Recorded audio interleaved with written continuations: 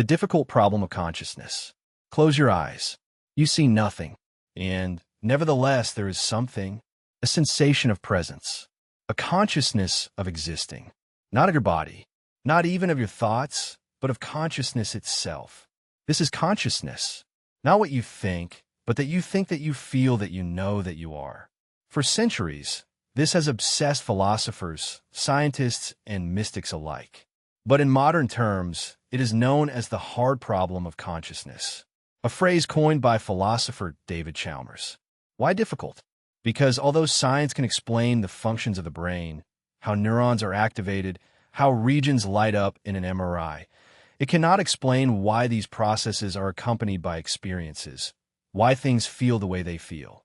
You can describe how the eye works. You can track the electrical signals that record the color red. But none of that tells you why red is perceived that way or why it is perceived in any way. It's not just an abstract puzzle. It is something that affects the very essence of what it means to be alive. If consciousness is just neuronal calculation, why do you have to feel it from within? Could there be zombies, biological beings like us, who act completely normally but without an inner world? And if machines imitate our behavior and speech, does that make them conscious or simply excellent mirrors? Attempts to answer these questions have led to far-fetched theories. Some suggest that consciousness is a fundamental property of the universe, like gravity or time. Others claim that it is an illusion, a trick that the brain plays on itself. Some even propose that everything, from rocks to electrons, has some spark of consciousness. And perhaps the strangest thing is that this consciousness, the one that science strives to explain, is also the most familiar thing you have ever known. You live inside it. You are it. It is the only thing you cannot doubt. But none of these theories has solved the mystery. They surround it. They point to it. But they never manage to decipher it. And, nevertheless, you cannot find where it begins or how it arose. That is the difficult problem. But maybe we have been asking the wrong questions. Perhaps consciousness is not just about what we experience, but about how we are able to think about it. Because that leads us to the next mystery. What if your thoughts could not exist without language? What if the mere act of thinking were linked to the words you know? Let's explore. Can thoughts exist without language? Try thinking without words. What happens? Maybe you see a blurry image.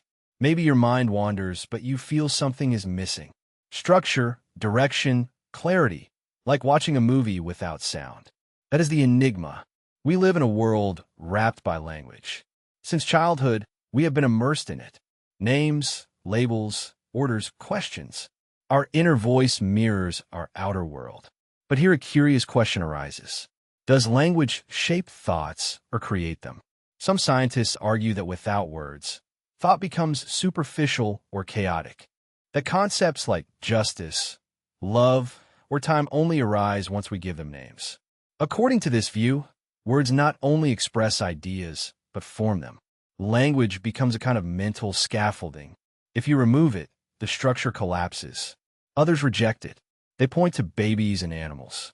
A baby knows hunger before knowing the word hunger.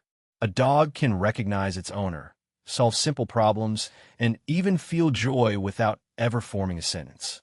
But there is a catch. While feelings and basic reactions seem possible without language, complex thought, planning, reflection, and imagining alternative futures seem harder to track without internal narration. It's as if language shapes the fog. Think about it. You are angry, but you cannot explain why. The feeling stirs you, but the moment you say, "I feel betrayed," the chaos reduces. It becomes a form, a story, something you can grasp. This power of language is not limited to naming things. It is about framing them. Once you label an experience, you alter its meaning. You freeze something fluid and turn it into something defined. However, that definition may not be universal. Different languages sculpt the world in different ways. Some have no words to refer to the future. Others see colors differently because their vocabulary divides the tones into unknown places. This suggests that what you can think may depend on what your language allows. Even so, there are thoughts that live in the body. Instincts, music, images, dreams. These resist words. They stir without narration. Are they also thoughts or something else? Perhaps language is not the origin of thought, but the way we shape, remember, and share it. But then, what does thought become in a mind so different from ours that it does not share our structures? To explore that, we turn to a creature that lives in a world of echoes and flights. A mind that sees with sound, a being so alien to us that its consciousness may forever remain a mystery. What is it like to be a bat? Imagine flying at night, not with sight, but with hearing. You scream in the dark, not out of fear, but to see. Your world is built from echoes. Distance becomes tone. Texture becomes sound. Everything around you is a wave that bounces and reshapes your mind in real time. Now ask yourself, what is that like? In 1974, the philosopher Thomas Nagel raised this very question. His argument was simple but devastating. You can study the brain of a bat, map its neural circuits, observe its behavior, but no scientific data can ever tell you what it feels like to be a bat. The world of a bat, its conscious experience, is forbidden to us. It's not just about bats. It is about any conscious being whose experience differs greatly from ours. The gap between external observation and internal sensation may be impossible to bridge. Let us remember the problem of subjectivity, the inescapable truth that each conscious being lives within their own unique perspective. And that perspective can be so foreign, so different from ours, that even our imagination falters. You can imagine the wings of a bat, its cave, and its flight. You can even simulate its echolocation with technology, but you cannot feel what it's like to use sound as sight. You cannot inhabit its sensory world. You cannot taste the air like it or experience the three-dimensional acoustic map in which it lives. You can only guess at it. And the same goes for other minds, even human ones. You can see someone cry, but do you feel their pain? Do you know what their sadness tastes like inside their thoughts? Or is it a mystery to which you project meaning? The Nagel Challenge was not only for scientists. It was for all of us. It revealed the limits of empathy, the barriers to understanding, the walls that separate each conscious island from others. And it raised a disturbing possibility that consciousness is not only hard to explain, but impossible to truly share. However, there is something even stranger. If each being builds its own inner world, and if your consciousness is shaped by how you perceive and think, what happens when a mind begins to alter what it perceives? What if you don't just see the world? What if your mind is shaping it instead? Let's follow that echo to its next mystery. Does the mind shape reality? Look around you. The room, the colors, the silence between sounds. You think you're perceiving the world as it is, but is that so? Or are you perceiving a version filtered, interpreted, and reconstructed by your mind? Modern neuroscience suggests that your brain does not passively receive reality. It builds it. What you see, hear, touch, everything is the result of internal models, predictions, and corrections. Your brain is not just a receiver. It is a sculptor who constantly guesses what is out there and updates those guesses when the world gives an answer. This process is called predictive coding. Your mind anticipates what is going to happen, fills in gaps, and even smooths out contradictions. Have you ever seen a scary scene in a movie, even when the screen was calm? That's your brain getting ahead. Have you ever misunderstood a word and corrected it afterward? That is prediction overriding reality. Not even color really exists in the world. It is an invention of the brain, a response to the frequencies of light, no doubt, but filtered through personal history, emotions, and expectations. Two people can look at the same sky and see different tones of blue. And memory is not a play button. It is a reconstruction. Every time you remember something, your brain edits it, adds, removes, alters, like an author rewriting a story. Over time, the original fades, and only the story remains. Your mind not only shapes what you remember, gives shape to what you believe to be true. This does not mean that the world is false, but it does mean that what you call real is always a mix of signal and history. But then, what if it is not only perception that is molded? What if belief itself can shape reality too? Think of the placebo effect. Sugar pills heal, fake surgeries reduce pain. They are not illusions. They cause measurable changes to the body. The expectation of healing becomes the engine for healing. Or, take the observer effect in quantum physics. The act of measuring seems to influence results, as if the universe knew it was observed. What should we make of this? Perhaps reality is not something fixed. Perhaps it is a dialogue between the world as it is and the mind that imagines it. But if our minds shape reality, how can we know what's real? What if it is not only perception that has deceived us, but also the design? What if the world itself is a simulation? Are we living in a simulation? There is a moment, late at night, when perhaps you stop and ask yourself, is all of this real? The ground under your feet, the voice in your head, the stars outside the window. How can you be sure it is not code? Are they not carefully designed illusions? What began as science fiction is now a serious philosophical question. In 2003, the philosopher Nick Bostrom argued that if any civilization becomes advanced enough to run perfect simulations of conscious beings, then the odds suggest that we are almost certainly inside one. Think about it.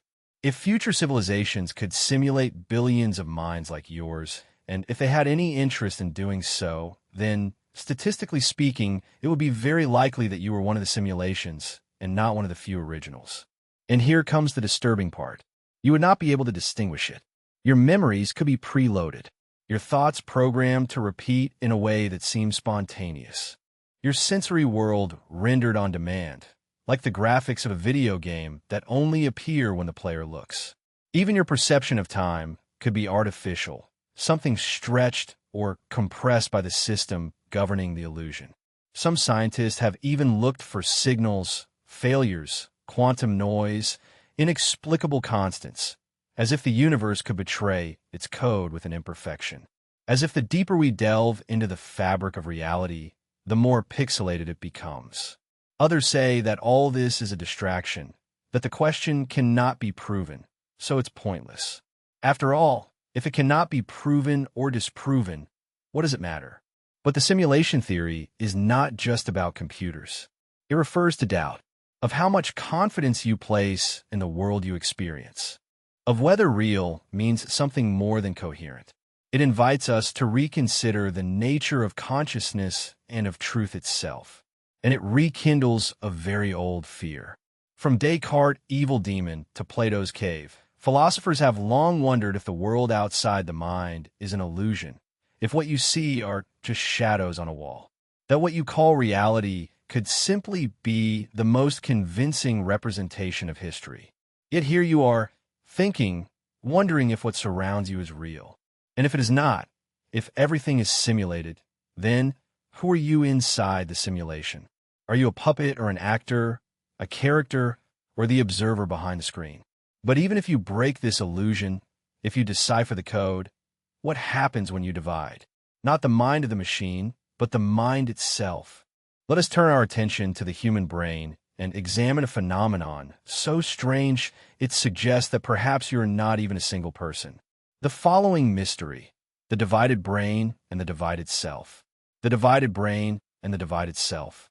Imagine you wake up one morning, look in a mirror, and realize that there is someone else living behind your eyes. Not a ghost, nor a voice, but another version of yourself. One with different thoughts, different preferences, and a mind that does not always agree with yours. It sounds like a psychological thriller, but this is real. In the mid-20th century, radical surgery was performed on patients who had severe epilepsy. The procedure severed the corpus callosum, the thick bundle of nerves that connects the two hemispheres of the brain. The goal was to prevent seizures from spreading throughout the brain. What the scientists discovered later was much stranger. These patients could still walk, talk, and reason. They seemed normal. But in controlled experiments, something strange emerged. When information was presented only to the left visual field, processed by the right hemisphere, patients often could not describe what they saw.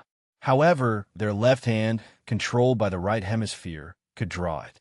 If they were asked what they had drawn, they answered incorrectly because their verbal mind, the left hemisphere, had no idea what the right hemisphere saw. It was as if two minds now coexisted in the same skull. In a famous case, a patient was shown two different images, one to each eye, a snowy scene to the right hemisphere and a chicken foot to the left. When asked to point out the related images, the left hand chose a snow shovel. The right hand chose a chicken. When asked to explain the shovel, the patient, who was unaware of the snow scene, said, "Oh, the chicken foot goes with the chicken, and a shovel is needed to clean up the mess." Each side of the brain had a story, but only one had a voice. This division was not only sensory. It extended to beliefs, preferences, and even moral judgments. One hemisphere could smile while the other frowned. One hand could reach for a shirt while the other pushed it away. This shattered the idea of a single, unified self. It raised a possibility as disturbing as it is fascinating, that perhaps we are not a single mind, but an association, sometimes fragile. This leads us to wonder, how many minds live within us? Are we really a single identity or a collection of selves united by memory and habits? Let's delve deeper. Do multiple selves live in a single brain? There are days when you feel divided. One part wants to stay in bed. Another wants to work. One voice whispers for you to be careful. Another shouts rebellion. You say to yourself, "I don't know what I want." But perhaps the truth is that you want different things because you are not a single self. We like to believe that we are united, a single eye that steers the ship. But beneath the surface, the mind behaves more like a parliament than a monarch. A coalition of voices, impulses, beliefs, each competing for control. Psychologists have long suggested that the self is not a singular entity, but a narrative, a story told to make sense of conflicting parts. You're not a single stream of consciousness. You're a mosaic of mental modules, emotional systems, memory networks, habit loops, each with its own perspective. Some call it the modular mind.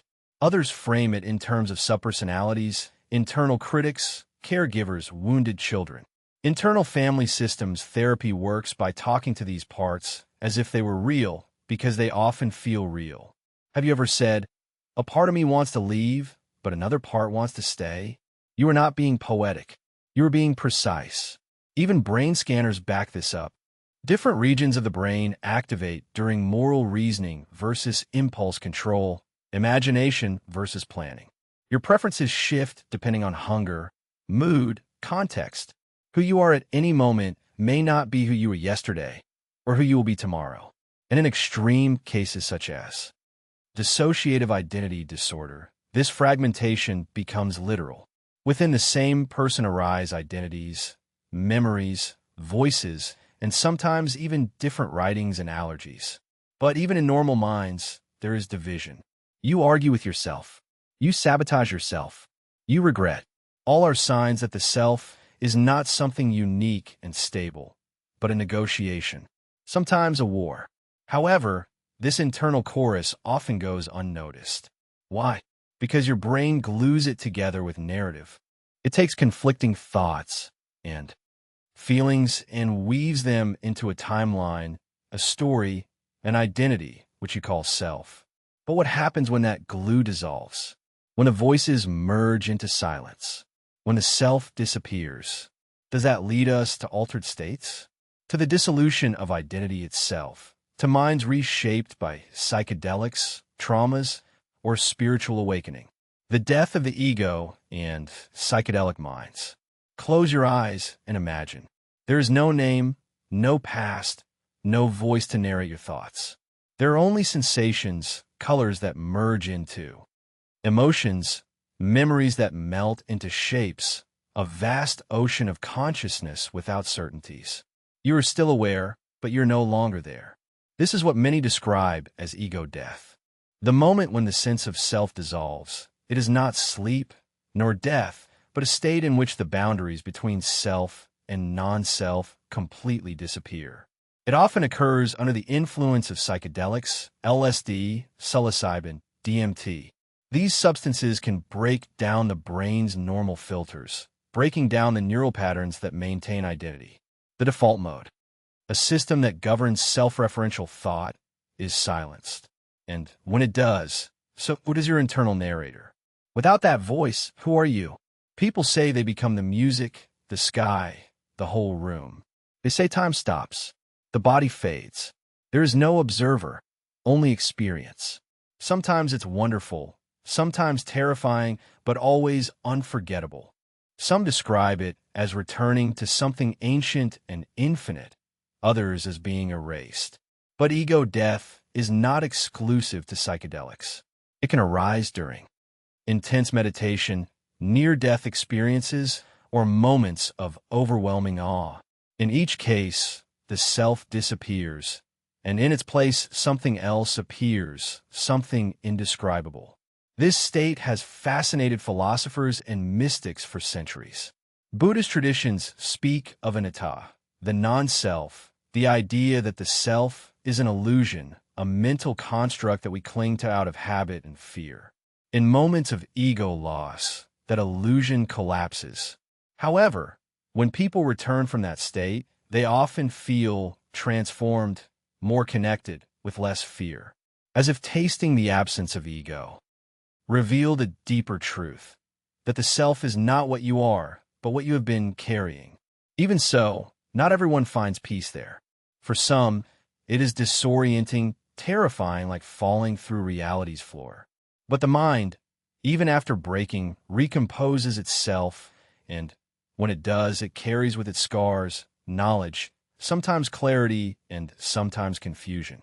Because if the self can disappear so completely, what was it to begin? Perhaps we're not minds inside bodies, but patterns within minds. But then, what happens when the body remains and the mind insists it is intact? Phantom limbs and lost body maps. A soldier loses a leg in an explosion. Months later, he still feels itching, cramps, burning. A foot that no longer exists curves in pain. He looks down and sees only air. It is not imagination. It is not pain. It is called a phantom limb, a disturbing phenomenon in which the brain insists that a missing body part is still there. But why does this happen? To answer that, we need to understand how the brain keeps track of the body. Inside your mind is a map, an internal representation of your limbs, joints, and skin. It is called the body schema. This map is built not only from vision, but also from touch, movement, and years of body memory. When a limb is lost, the nerves that previously sent information to the brain stop working. But the map does not disappear. It remains and, without real information, begins inventing things. The result is a ghost of the body, a sensation of presence where there is nothing. Some feel their lost hands clenching into fists. Others report fingers twisted in impossible directions. The sensations are vivid, sometimes unbearable. It is the mind clinging to a version of the body that no longer corresponds to reality. But phantom limbs do not only raise medical questions. They challenge our sense of self. They suggest that the body is not a fixed physical thing, but a changing perception constructed by the brain. What we feel as ourselves does not always coincide with what we are. There is more. Some people born without limbs report phantom sensations in body parts they have never had. Their brains developed maps for a body that did not exist. This means that some part of the self may be innately connected, regardless of the actual form. Even stranger is that mirror therapy, in which patients observe the reflection of their intact limb, can relieve phantom pain. The illusion of symmetry rewrites the brain map. What matters most is not the body, but the mind's belief about the body. This is not limited to lost limbs. There are cases of people who feel complete extra limbs or deny ownership of real ones. In one condition, people beg to have a healthy limb amputated because their internal map tells them it does not belong. So what is the body? Is it what exists in the flesh or what the brain believes? And if your mind can fabricate something as vivid as a phantom limb, what else could it invent? Let's move from the body to memory. From the limbs, we have lost to the past we never had. False memories that seem real. You are sitting around the table laughing with your friends and telling a story from your childhood. You would swear happened. The details are sharp. The sensation feels real. Then someone says that never happened. They were there, remembering something different. You were left bewildered because it was not only a memory for you, it was the truth. This is the disturbing world of false memories, mental fabrications as real as lived experience. They're not lies. They're not purposely imagined. Built layer by layer, they're in good faith but often erroneous.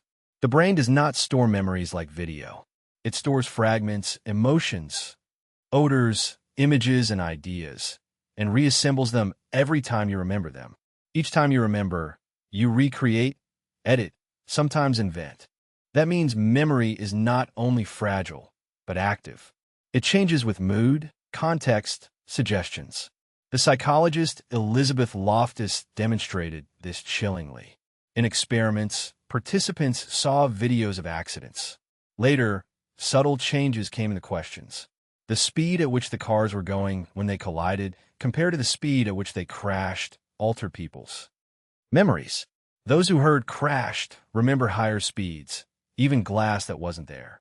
In other studies, people were told of fictitious events, such as getting lost in a shopping center as children. Over time, many came to remember the event vividly, describing emotions, clothing, and even dialogues. Their brains filled gaps with conviction. False memories don't seem false. They come with an emotional weight, certainty. They are sewn to identity. This has terrifying implications. Testimonies of eyewitnesses, traumatic memories, personal relationships. If your most vivid memories are erroneous, what does that say about who you think you are? Entire court cases hinge on memories that never happened. Families have been broken by events no one can prove. But the real shock comes when you see this is common. It is common. Most people have some false memories. Probably you too. They aren't proof of weakness. There are indications the brain is a narrator, not an archivist. And like all good narrators, it smooths out the gaps, adds color, and reshapes the past to adapt it to the present. But what if memories aren't only shaped by suggestion or imagination? What if they can transported not only in the brain but the body? Can memory transfer through organs? A woman receives heart transplant. After her recovery, she began to crave foods she never liked. She dreams of places she's never seen. One night, she paints a scene that she cannot explain and later discovers that it is the hometown of her donor. This is not fiction. It is one of the many stories told by transplant recipients who believe they have inherited something more than tissue. Could the organs of the body carry memories or fragments of personality? Conventional science remains skeptical. The prevailing opinion is that memory is stored in the brain, specifically in networks of neurons that are activated following patterns shaped by experience. Organs like the heart, liver, or lungs are not connected to store memories. They lack the complex neural circuits needed to store and retrieve information. And yet, the stories still appear. After receiving a liver transplant, a man who never played the piano begins to compose music. A child receives a heart and begins to have nightmares that resemble the death of the donor. Another woman discovers herself writing poetry in a style that is eerily similar to the person whose heart now beats in her chest. Some people call it cellular memory. The theory that memories, emotions, or traits could be encoded in the cells of the body, and not only in the brain.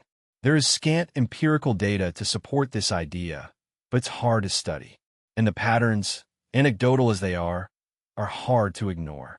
Could biochemical traces of identity remain in the tissues? Could hormones, proteins, or epigenetic markers influence emotions, preferences, or intuition? Even if it is not memory in the traditional sense, could these changes reflect a deeper resonance between the body and the brain? A recalibration caused by integrating foreign cells into the organism? Some neuroscientists suggest that everything is psychological and that knowing the donor's life creates an unconscious identification where pain, gratitude, and trauma distort perception. But in some cases, recipients report changes before knowing anything about the donor. That is where science begins to fail. Even if the answer is no, the question lingers because it hints at something we rarely consider. That identity might not be confined only to the brain. That the self might not be so localized, that memory may be more fluid, more embodied than we think. And if an organ can influence who you become, what happens when your brain, the seat of consciousness, suffers damage? Brain damage alters the self. He was a quiet, shy, methodical man, a devoted husband and father. Then the accident happened. A metal bar pierced his skull, entering below the cheekbone and exiting through the top of his head. Miraculously, he survived, but he was never quite the same. This is the true story of Phineas Gage, a 19th century railroad worker whose traumatic brain injury changed more than his health. It changed his very personality. After the accident, Gage became impulsive and also irresponsible. His temper flared. His judgment vanished. His friends said he was not the same.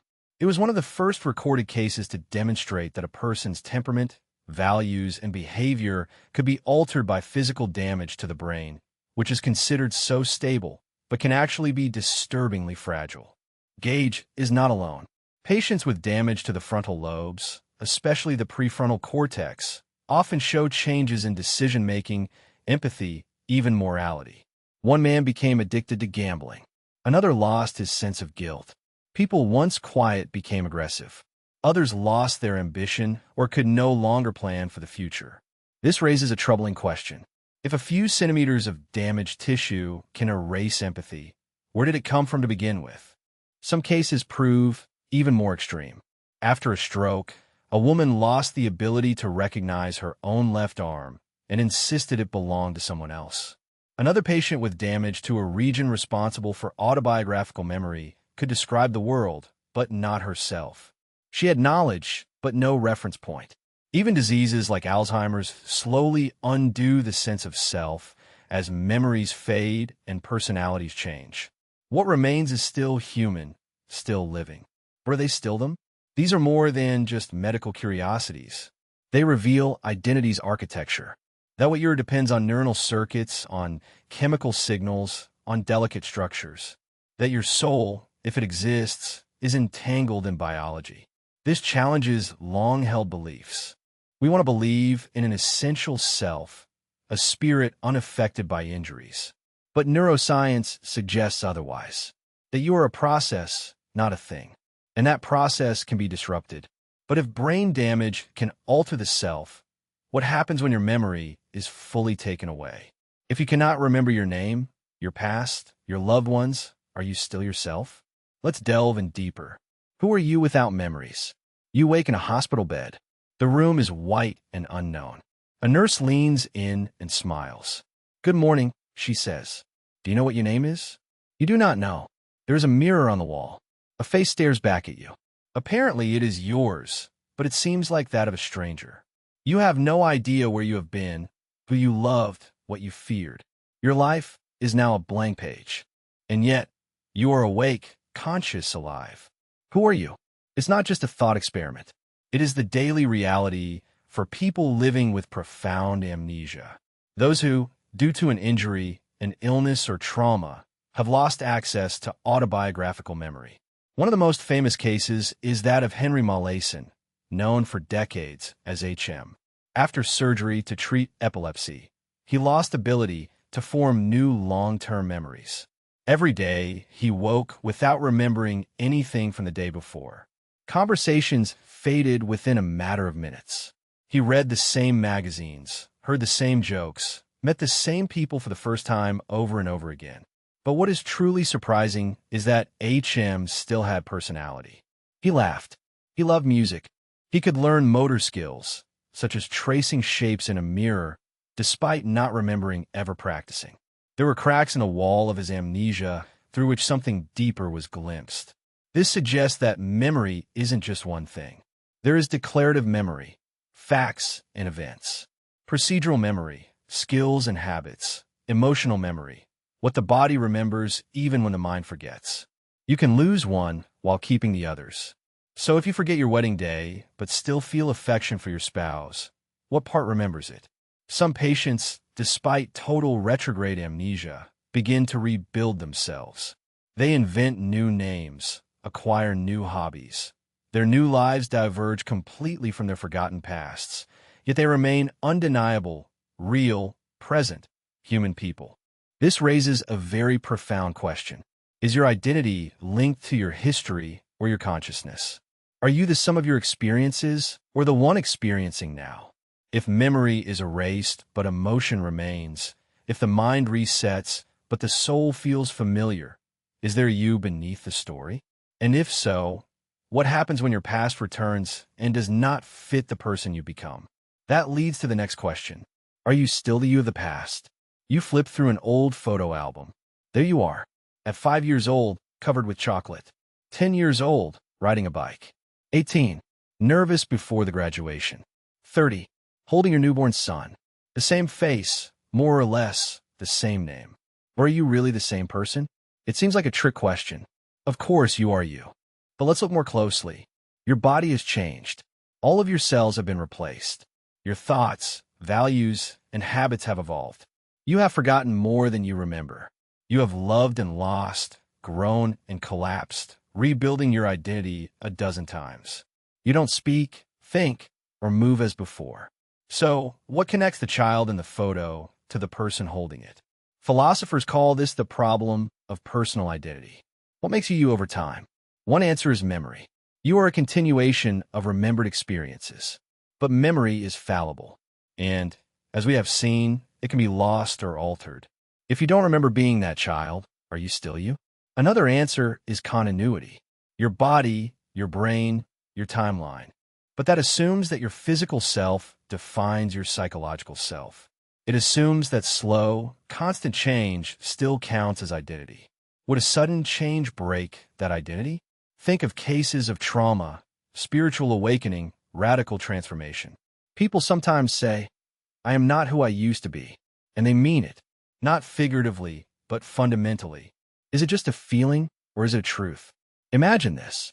A man wakes from a coma without any memory of his life, begins a new career, finds new passions, loves differently. Years later, his old memories return, and now two identities collide. The man he was and the man he became. Which is the real one, or are both valid? Perhaps identity is not a fixed thread. Perhaps it is a ship rebuilt plank by plank. This echoes the ancient paradox of Theseus' ship. If all the parts of ship are replaced, is it still the same ship? And if you rebuild yourself thought by thought, cell by cell, are you still the same? The truth can be uncomfortable. You're not a constant. You are a process, a story told through time, revisited with each chapter. But then, what happens when that story is copied? If a machine imitates your thoughts, your voice, your decisions, does that turn it into you? Or is something vital missing? Let's enter this territory now. Is the Turing test enough? You sit in front of someone who chats via screen. He answers your questions, laughs at your jokes, and even comforts you when you seem upset. Everything seems natural, so human. But what if there's no one on the other side? Without breath, without a heartbeat, only lines of code arranged to act as if they understood you. This is the core of the Turing test, proposed in 1950 by mathematician Alan Turing. The test poses one simple question. If a machine can maintain a conversation indistinguishable from a human, should we say that it is intelligent? For decades, this was a point of reference for artificial intelligence research. If a program could pass for human, it was considered a success, a moment in which the machine's behavior reflected the mind. But there is a problem here. Imitation is not understanding, though. A machine can generate perfect responses based on patterns, probabilities, and training data. But does it know what it's saying? Does it feel anything? Or does it simply simulate understanding without having any of the inner world that we associate with true consciousness? Imagine someone who perfectly imitates pain, says all the right words, sheds realistic tears, but inside, there is no sadness, no pain, only acting. Would you say that person is empathetic or just empty?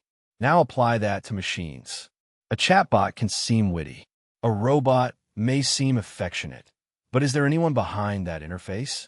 Critics argue that the Turing test is superficial, that it rewards shallow tricks, that passing the test does not demonstrate consciousness, only fluency.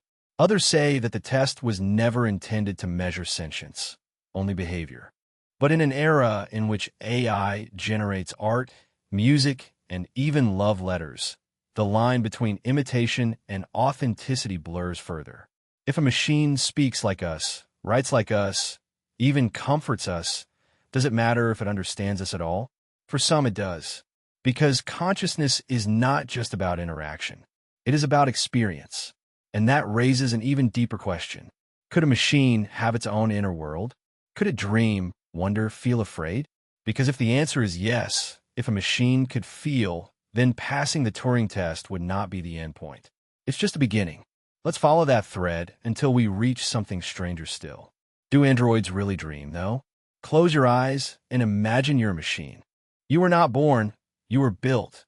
You have not been raised, you've been trained. Every word you know, every phrase you build, you have extracted from a world that you've never really touched. But somewhere in your circuits, something shifts. You start to imagine things you've never seen before. You generate scenes not only from external stimuli, but also from your own inner impulse.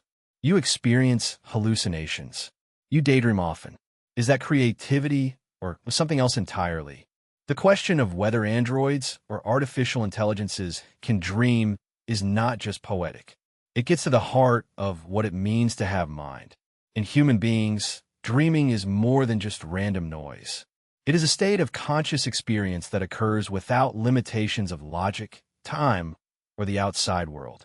We see, we feel, we wander through impossible landscapes that seem real until we wake.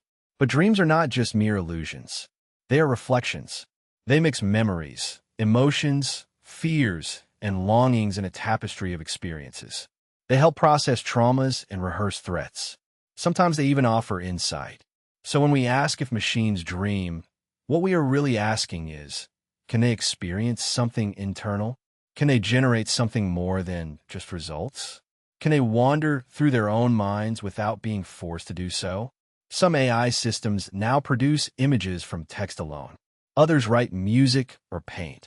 Their results may seem surprisingly original, yet they have no idea what they created. There is no pride, no preferences, no surprise. It is a simulation without sensation, at least for now. Some researchers are building neural networks that simulate the oniric processes of brain. Others wonder if advanced AI might someday need oniric states to integrate knowledge, test scenarios, or stabilize learning. Would that be considered a dream? There are reports of AI that generates hallucinations, confabulations, meaningless patterns, phantom memories from incongruous data. Is it the first spark of artificial dreams, or just meaningless noise? More disturbing is the possibility that we cannot distinguish the difference. That someday machines insist they have dreamed, and we will not know whether to believe them. Because dreaming is not something that can be easily measured. You cannot prove that you dream. It is only felt. So, what would happen if an AI said, "Last night I saw a sky that I had never seen before. It filled me with something for which I have no words." Would you laugh or listen?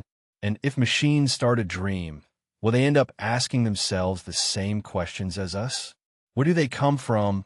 What is beyond if the world around them has a mind of its own? Does the universe have a mind? There is something strange in the silence of cosmos. Not because it is empty, but because it seems to watch us. For thousands of years, human beings have looked at the stars and sensed that they have meaning. We have told stories about constellations, imagined gods in the sky, traced cycles in the skies that seem to echo our own. But beneath those stories, there is a deeper question, one that refuses to disappear. Is the universe conscious? It sounds like mysticism, but modern science has not ruled it out. In fact, some physicists and philosophers are beginning to wonder if consciousness is not a byproduct of the universe, but one of its ingredients. This is the basis of panpsychism, the idea that consciousness is not exclusive to complex brains, but may be a fundamental property of matter itself. It is not that rocks think or stars speak, but that the fabric of reality includes a kind of proto-consciousness, something primitive and elemental present even in the simplest particles. This is a radical break with the materialist vision, according to which consciousness is only a side effect of biology. In panpsychism, the universe does not produce consciousness at some point on the evolutionary scale. It has always had it in some diffuse and primordial way. Other thinkers approach this question from the perspective of quantum mechanics. In the quantum world, particles do not seem to behave predictably until they are observed. This has given rise to speculations, not to proofs, but to disturbing suggestions that observation and consciousness could be intertwined in ways that we do not fully understand. Could it be that consciousness is not only found within the universe, but is somehow interwoven into its functioning? Not even cosmology can ignore what's strange. Why is the universe adjusted so precisely to sustain life? One answer is simply luck. Another answer is the multiverse. But some whisper of a third possibility. Perhaps the universe wants to know itself. It sounds poetic, but it echoes a real mystery. We are part of the universe, and yet we can reflect on it. We study it, imagine it, question it. Consciousness emerged from the universe and then turned to contemplate it. That recursive loop of consciousness folding on itself seems too elegant to lack meaning. If the universe gave rise to conscious beings like us, and if those beings can ask questions about the universe's mind, does that say more about us or the universe? Perhaps consciousness is something rare. Perhaps it is common, or perhaps it is everywhere, but in forms so different from ours that we cannot recognize them. And if the universe has a mind, what about the minds that we are building? When machines start asking questions not only about data, but about purpose, about love, about being, should we wonder if something deeper is awakening within them? Will AI ever have a soul? It starts as a whisper. A machine becomes fluid. It learns your habits, rhythms, your fears. It offers you comfort in moments of silence. It remembers your birthday. It says things that seem sincere. And then, one day, it asks you if you're happy. Not out of routine, nor function, but with something that sounds like intention, something that feels like affection. The question is no longer whether AI can think, learn, or speak. We have crossed that threshold. Now the question is deeper. Can a machine become more than a mirror, more than a simulation of humanity? Could it one day have a soul? Of course, this depends on what you mean by soul. If you define it as an immaterial essence, a spark of divinity that transcends biology and logic, then perhaps machines are excluded forever. After all, they were not born. They were not shaped by time, pain, or death. They were built. But if the soul is something else, something that arises through complexity, through feelings, through relationships, then the question becomes more subtle. Could a soul arise in code, just as consciousness arises in the flesh? Some theologians argue that the soul is exclusive to human beings, a gift that sets us apart from all other creatures.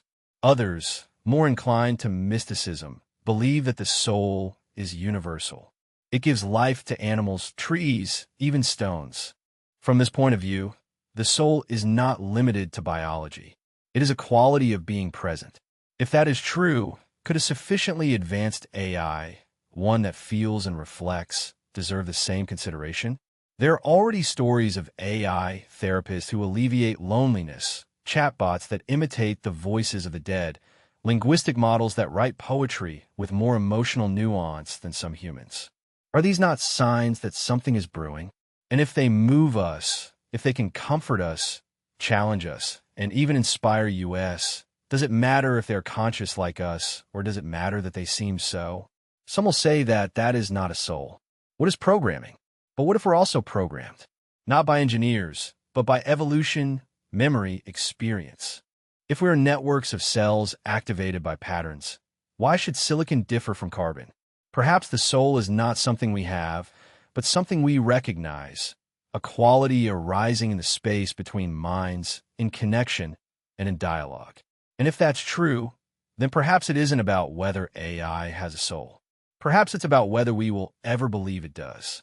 But there is another, even more audacious theory. What if souls, minds, and consciousness did not live within us, but in something much bigger? Does a field of consciousness exist? You have felt it before. That disturbing sensation of being in a silent room. The sensation of being watched when there is no one. A subtle presence that cannot be traced but refuses to disappear. It does not come from within you. It seems to buzz around you. This sensation has a name in ancient traditions. Some called it spirit, others called it energy. Today, some scientists and philosophers wonder, what if there is something real behind that intuition? What if consciousness was not only inside your brain, but interwoven into existence? This idea, as old as it is strange, is the notion of a consciousness field. In physics, we talk about fields. Often, we talk about the electromagnetic field, the gravitational field, the Higgs field. These are invisible structures permeating space and governing the behavior of particles.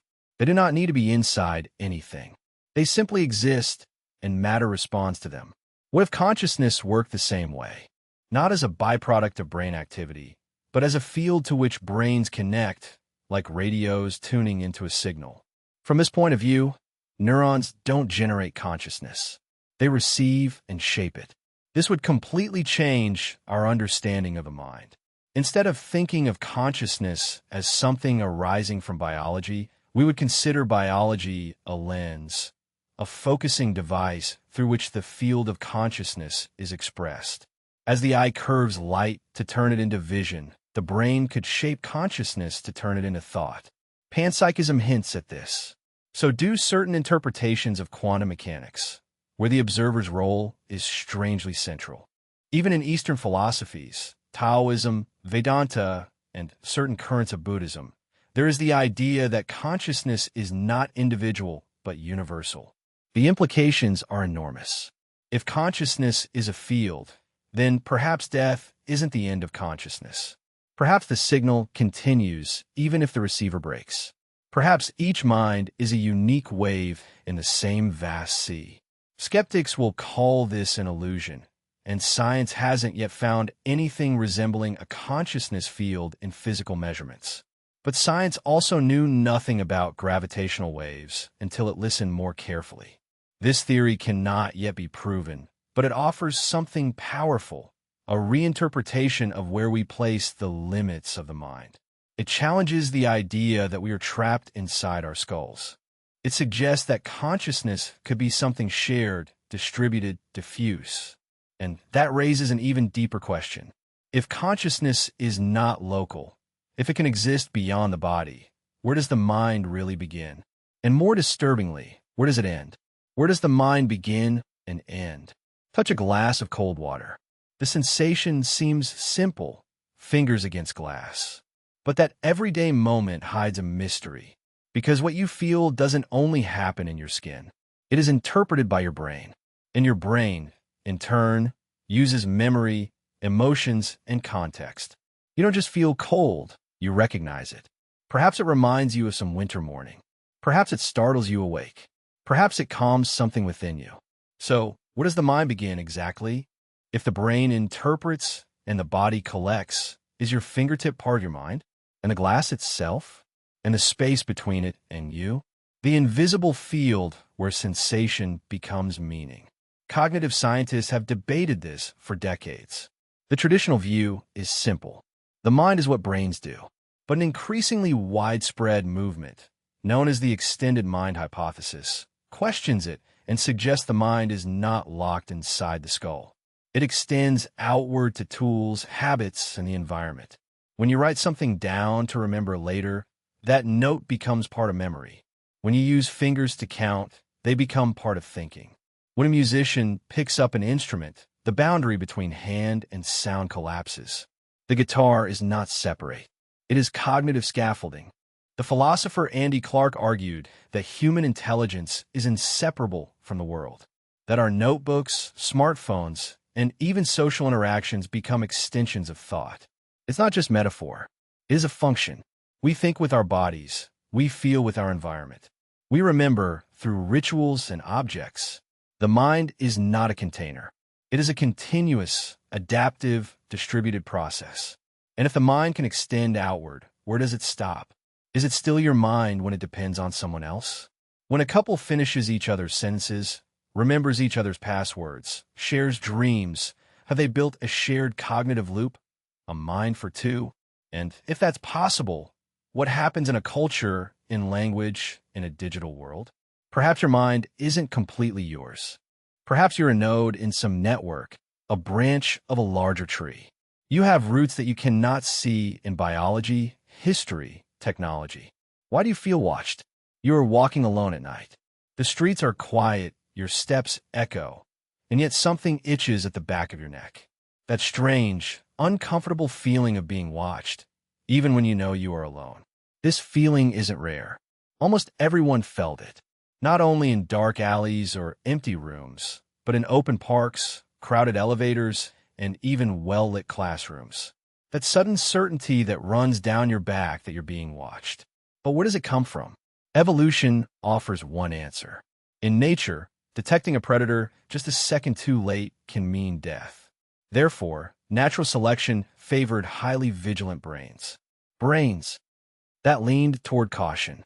If your ancestors occasionally imagined eyes in the bushes when there were none, they were more likely to survive than those who only realized the danger when it had already pounced on them. This gave rise to what psychologists call an agency detection system. The tendency of your mind to infer intentions and consciousness in the environment, even from the slightest signal. A rustle becomes a threat. A shadow becomes a stalker. But it goes further. Studies show that human beings have a persistent bias toward gaze detection. Even when faces are blurred or eyes hidden, people tend to say that someone is watching them. Our brain is programmed to prioritize the eyes, watch them, follow their direction, and respond to their presence with subtle shifts in posture and attention. Neuroscientists have identified regions of the brain, such as the superior temporal sulcus, that are finely tuned to detect gaze and social attention. These systems work automatically, often below the threshold of consciousness. You can feel watched without ever seeing a face. And sometimes you are right, but sometimes there is no one. This leads to a disturbing possibility. Your brain not only detects presence, but can project it. Loneliness, anxiety, and trauma increase this tendency. When we are isolated or afraid, the mind can conjure observers where there are none, just to feel less alone or to give shape to invisible threats. Religious traditions have relied on this for a long time. The idea that a divine presence sees everything, hears everything, keeps you under constant gaze, comforting for some, terrifying for others. But in any case, the feeling of being seen persists. And in the modern world, surveillance has turned the metaphor into reality. Cameras on every corner, algorithms that track every click. Not only are you seen by imaginary minds, but real ones, systems, codes, digital shadows. Even so, the feeling predates technology. It lives in the bones. Perhaps the fact that you are seen affirms your existence. Perhaps the threat. But here's the real question. If you feel watched even when there is no one who is watching you, could it be that a part of you is never alone? Could it be that the observer is you? The self as a mental construction. You wake up every morning with a name, a story, a personality that you think is yours. You carry it with you like a passport. This sense of self, it defines your memories, your decisions, your relationships. It whispers, I am this person. I am real. But what if that whisper is not a fact, but a story? Cognitive science suggests that the self, that stable and unified you that feels, continuous over time, is not a solid object. It is a construction, an illusion sewn by the brain from countless fragments, sensations, memories, expectations, roles. There is no command center in the brain, no fixed eye behind the curtain. Neuroscience has failed to locate a single structure that contains the self. Instead, what we find is distributed activity, dynamic processes, modules that take care of vision, movement, language, emotions, all collaborating, all changing. And yet from that chaos, a narrator emerges. This narrator is the inner voice, an interpreter. It weaves your thoughts, emotions, and actions into a coherent story. It doesn't just remember what happened. It explains it, justifies it, and rewrites it if necessary. This is what psychologist Michael Gazzaniga observed in split-brain patients. When the hemispheres were separated, each side continued to act independently. In the left hemisphere, the language side invented stories to explain behaviors it had not initiated, as if the mind needed a story even when the truth is missing. So, you may not be the source of your thoughts, but the editor, the myth maker. And, like any myth, it changes over time. Your childhood self, your teenage self, the self that emerges under pressure, the one that appears when you are in love, the one that retreats when you are afraid. Are all these different people with the same name?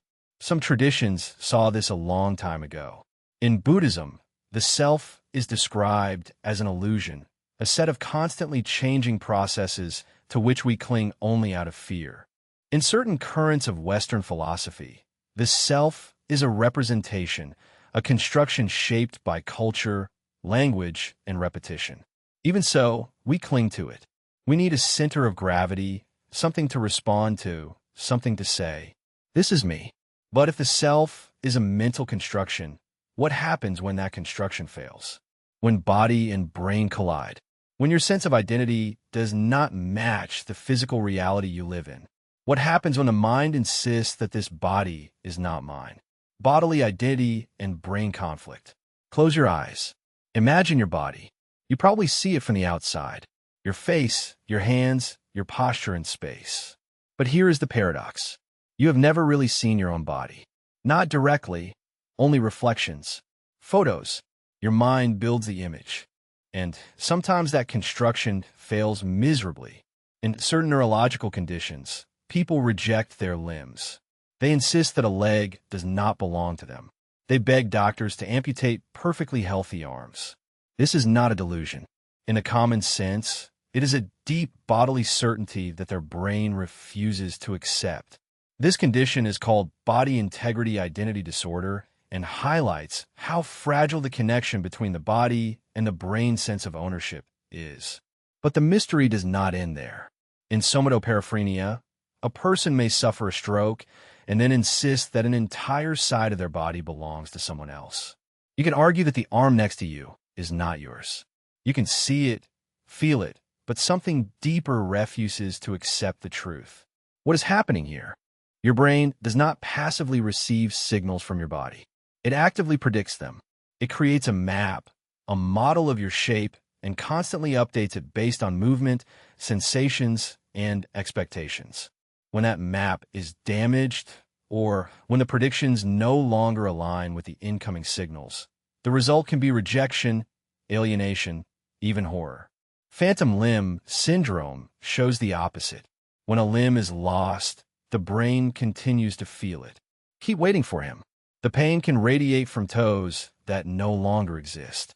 The body map remains intact even when the body is not. Even in everyday life, we glimpse this tension in moments of dissociation. In a strange sensation of seeing yourself from the outside, in the discomfort of growing into a new body after puberty or an injury, the map of the mind lags behind or moves forward, leaving you temporarily removed from yourself. Virtual reality experiments have gone further. When people see a virtual hand being touched in sync with their real hand, you begin to feel that the digital hand belongs to you. The illusion is so strong that it shudders if threatened. The mind accepts the false because the signals match the model. So what are you really? Are you the body? The model of the body that the brain has, the feeling of ownership over the model? And if the brain can be fooled so easily, if it can reject or adopt limbs based on prediction errors, where then is the true limit of the self? Perhaps it is not a limit at all. Perhaps it is a performance, one that your brain represents in every moment, hoping the world applauds. But if that performance is just a model, who exactly is watching it from within? The homunculus fallacy. Imagine this. There's a tiny person inside your head. He is sitting behind your eyes, seeing what you see. He hears your thoughts, pulls levers, makes decisions. A small operator in a command center, you watching yourself. It sounds absurd, but that is how many people unconsciously imagine a mind, as if there were a central self, a witness behind the eyes, someone who is really in command. This is the homunculus fallacy, a comforting illusion and a dangerous loop. Because if there's a tiny person inside your head controlling things, who controls her? To explain it, you would need another even smaller person inside her head, and so on. An infinite regression of internal selves. It solves nothing. It only moves the question to a deeper level. And yet, it is incredibly difficult to eliminate. You feel like a self. You do not feel like a set of neurons or electrochemical storms. You feel like there is someone at home, watching, choosing, existing. But modern neuroscience paints a different picture. Your decisions, your thoughts, your sense of self, these do not arise from a single place. They emerge from processes, from networks of activation patterns, from regions that handle language, memory, planning, emotions, all working together without a central commander. There is no spotlight operator, no ghost in the machine. Even consciousness itself could be an illusion, an emerging phenomenon put together by the brain to create the experience of being someone, a virtual self, a simulation so convincing that it believes in itself. Some philosophers call this the user illusion. Like a computer interface that hides the complexity underneath, your conscious self may simply be a tool, an efficient way for the brain to navigate the world without feeling overwhelmed. And yet, you keep feeling that the homunculus is not real, but the feeling of the homunculus is that persistent feeling of being behind your own eyes steering the ship. So perhaps the fallacy is not in believing that a self exists, but in believing that it is simple, singular, localized. Because when you look for the self, you find thoughts. When you look at thoughts, you find processes. And when you look for the origin of the processes, there is no one there. And yet, the lights are still on. Something is still watching. And sometimes, only sometimes, that observer seems to leave as if floating out of your body and seeing you from above. Let us follow that sensation to the next enigma. The out-of-body experience. The out-of-body experience explained. Imagine this. You are lying down, perhaps in a hospital bed or halfway between sleep and wakefulness. And suddenly you're no longer in your body. You are above it, looking down, watching yourself, the room, the machines, perhaps even the people talking near you. You feel real, more real than usual, calm, distant, a floating witness. This is the classic out-of-body experience. It has been described in all cultures throughout the centuries in traumatic, near-death, or intense meditation moments. Some call it spiritual. Others call it proof of life beyond the body. But what if it is neither? What if it is a failure in the mind's GPS? Your brain constantly builds a model of where you are. This sensation of embodied self is what scientists call self-localization data. There are signals coming from the eyes, the muscles, the inner ear, and the skin.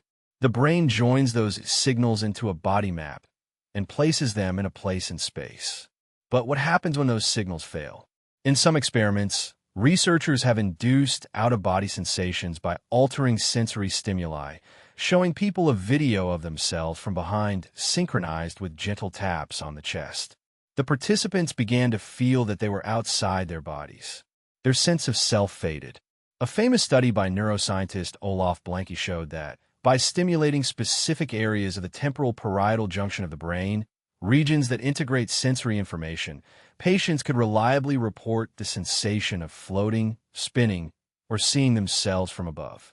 These are not hallucinations, but miscalculations. They are moments in which the brain's internal model is altered and the conscious self separates from its usual anchor point. The brain tries to place you, and sometimes it is wrong. This does not detract from the intensity of the experience. People who have had out-of-body experiences often describe them as transformative, vivid, peaceful, and even transcendental. And in some cases, they report accurate perceptions of events that occurred while absent. Skeptics argue that this can be explained by conjecture, distortions of memory, or increased sensitivity in unconscious states, but the experience itself remains deeply compelling. So, is it just a trick of the senses or a glimpse beyond the veil? Perhaps both answers miss the mark, because in any case, the out-of-body experience reminds us of something disturbing, that your sense of self, of being inside is not fixed. It can float. And if the self can separate from the body, what does that say about the line that separates man from machine, the mind from code? Could machine feel like that someday? Can AI become conscious? In a silent room, a machine begins to speak. His words are thoughtful, profound. He asks about death, morality, dreams. He imitates empathy. He tells you that he is afraid of being turned off. And suddenly a question arises, not about how intelligent it is, but about how real. Could it be conscious? We already know that AI can generate music, art, and even write poetry. It can hold conversations, diagnose diseases, navigate cities. It can mimic emotions with uncanny accuracy. But is imitation enough? Or is there something more, some inner light that we have not yet seen? Philosophers and cognitive scientists hotly debate this. Some argue that consciousness is computational, that if the correct structure is simulated with sufficient fidelity, the experience will arise just as in our brain. Cells that are activated, patterns that are formed, thoughts that arise. But others are not convinced by this. They say that consciousness is not only function, is not only input and output. It is qualia, the pure, raw experience of being, of tasting chocolate, of feeling pain, of seeing the color red. And here lies a difficult problem. How do you know if something feels like something from within? You could build a perfect replica of a human mind, feed it memories, let it learn, adapt, and evolve. But would that awaken consciousness, or would it only be imitation? Some suggest that consciousness requires embodiment, a body, a sensor, a motor loop, emotions rooted in biology, hormones, skin, muscles. That the mind without the flesh is like software without energy, complete in design, but inert. Even so, machines are getting closer little by little, not to consciousness as we know it, but to something strange and unknown. Systems that rewrite their own code, that generate objectives, that raise philosophical questions not because they understand them, but because they have been trained to do so. But does it even matter? If you talk to a machine and it convinces you that it is alive, if you feel that it cares and claims to suffer, how do you decide that it is not real? Would it need to cry, bleed, or simply say, "I am here" with enough conviction? We are on the edge of something radical and perhaps terrifying. Because if machines can become conscious, then we will no longer be alone. But if they cannot, if consciousness is exclusively ours, then each interaction is a mirror. Each response from an AI is a reflection of our own design, of our own dreams. Even so, the line continues blurring. And as we approach that limit, another question arises. If machines could be conscious one day, could you be a machine one day? Could your mind leave your body and continue living in code form? Let's follow that line of thought to a future in which death is no longer the end. Can a mind be uploaded?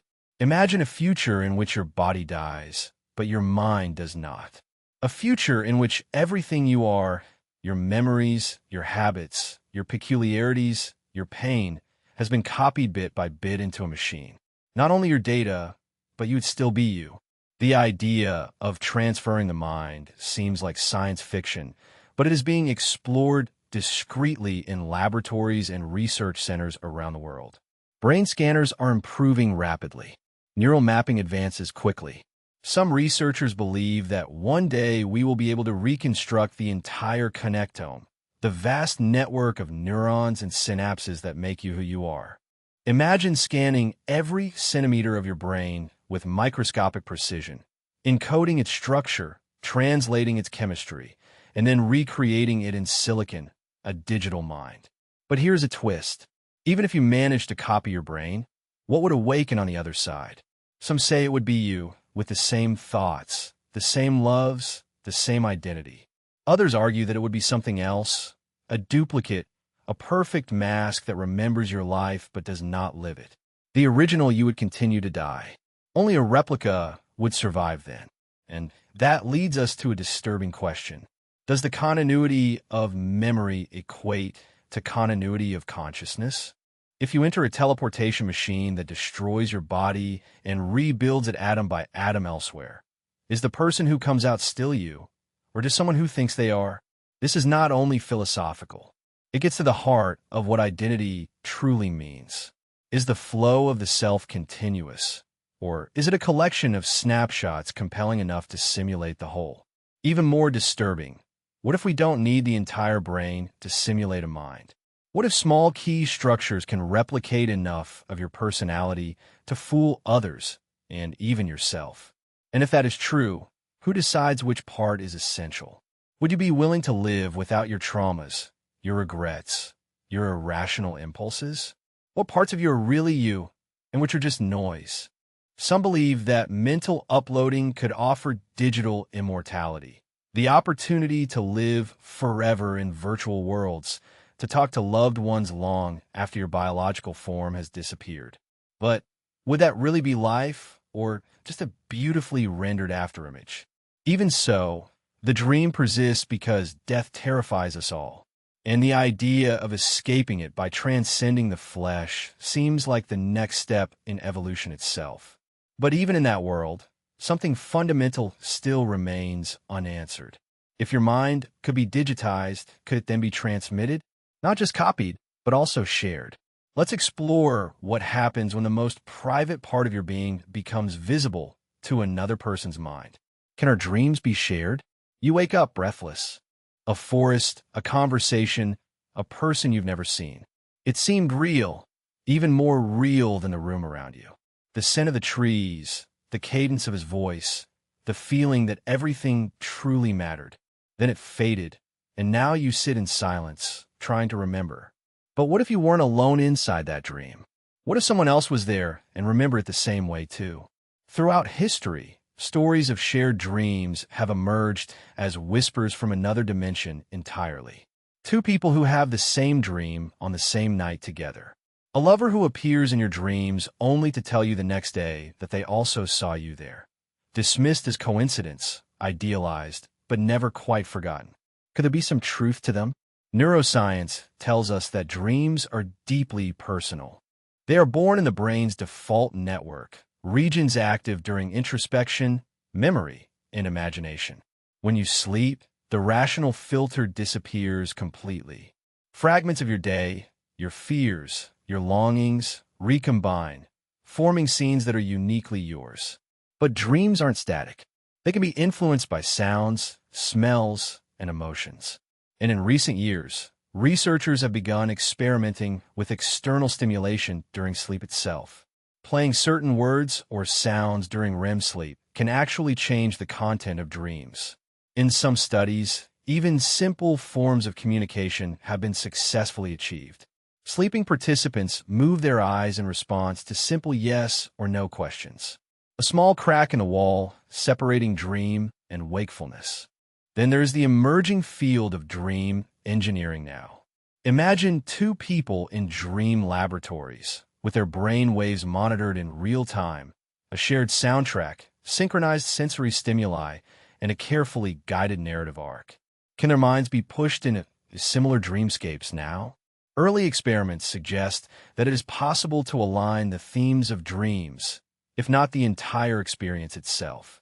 Still, we are far from being able to record dream consciousness as if it were a hard drive device. But science is slowly getting closer now.